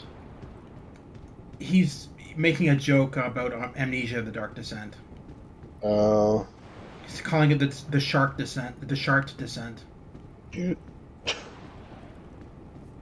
That's Mac for you guys, by the way. That's my friend Mac. He's an interesting man. He's got a good sense of humor. I mean, I'm counting the days for the new RoboCop game. Lewis, I am right there with you, buddy. I've seen more and more gameplay footage of it. I also had some friends who were a part of the beta and said that it's amazing. And it really is true to the original movies. It has the same setting. And those same campy TV ads are on the TVs. And oh my god, they did a fantastic job. Nice people face with tears of joy. I am looking forward to it. I really am. It comes out September. I don't know exactly when in September. I think it's like September 7th or something like that. But rest assured, when it comes out, I will be streaming it on my channel. And as I said before, Peter Weller is doing the voice of RoboCop in it, who is the original actor of RoboCop. So it's going to be a lot of fun. Ed 209 is in it. I think they even got back the guy from RoboCop 2 who played the villain. He's going to be in it as well. So big cast, open world environment, and the ability to patrol streets of Detroit as RoboCop in his patrol car. That's cool. Okay, well, I believe this is a time limit game. Anyway, I don't want to go back and I was showing you that for a split second, but yeah, you get the idea. But anyway, thank you very much to everybody tuning in today and everybody watching after the fact. It's always greatly appreciated. If you like what you see, consider liking and subscribing and cover PlayStation 4, PlayStation 5, PC, and VR games. If any of that interests you, consider liking and subscribing. Also, subscribe to Stu's Game Reviews. He covers a lot of really good games. Atari games, TRS-80. TRS-80. I always forget the name. TRS-80. Except for Mac, you don't have to subscribe, Mac. Stu's way of saying, please don't fucking subscribe to me. For the love of God. We already have Always Asleep. I'm just doing reverse psychology on it, that's all. Yeah. But, yeah, so thank you very much to everybody tuning in. I hope you guys had fun with this Atari collection. I didn't expect it to go for this long, honestly. We're at 3 hours, almost 3.5 hours into this stream. I mean, that was still a lot of content for the final chapter. There was a lot of games still in that final chapter, and a lot of videos and stuff. So that was interesting. But yeah, so thank you very much once again. Take care, everybody. I hope you feel better. Always Asleep. But yes, thank you to Lewis for tuning in tonight. Lester Sis came in for a little bit. Always Asleep. Mac for coming in at the ending and making raunchy jokes. And of course to Stu for sticking around for the entire 3.5 hours as we streamed the final part of the Atari 50th Anniversary Collection. So thank you very much, everybody. I hope you have a wonderful night, and I'll see you soon at the Gamer's Grotto. Take care once again, have a wonderful night, and we'll see you soon. So we'll probably... Next? Weren't you going to stream the human centipede in a bid to see how fast you can implode your channel? Absolutely not. The human centipede. No, I'm good. Jokes aside, I don't want my channel to implode like the subnautical sub at the bottom of the ocean. Ha. Anyway, that's it for me, guys. I am heading out now, but I think in the next couple of days, if Stu's down, we're going to go into the Ninja Turtles stream. We'll do more of that. And we will also... what else was I streaming recently? There's a lot of stuff that I still need to stream. Why did you say that like Walter Cronkite signing off? Why did I say it like Walter Cronkite? I don't know. That Justin Roiland game. Justin Roiland game? Oh, yeah. Did you even like that game? I felt like you were shitting me. No, I thought it was really good. Okay, all right. This was the first time like I had nothing bad to say at all. I was just like, this is awesome. Yeah, no, it is. It's a really good game. Yeah, High on Life is what he's referring to, by the way, guys. High on Life, yeah, that's what it's called. Anyway, I plan to stream more of that as well. I still have to finish Forspoken on the channel. God, I've got a lot of games that I still need to finish. But yeah, we'll be doing that soon. And yes, Lester, we will be going into, or Lewis, I think it was either Lester or Lewis was mentioning it. But I do plan to play the RoboCop game when it comes out in September. August, I also have some games that I'm going to be streaming as well. I do plan to, at some point, stream Diablo 4 with Mac. So we'll get him involved in one of my streams as well, and we'll all have fun playing that. Anyway, thank you once again, everybody. Have a wonderful night, and we'll see you soon. Take care, and thank you very much for joining. Thanks, everybody.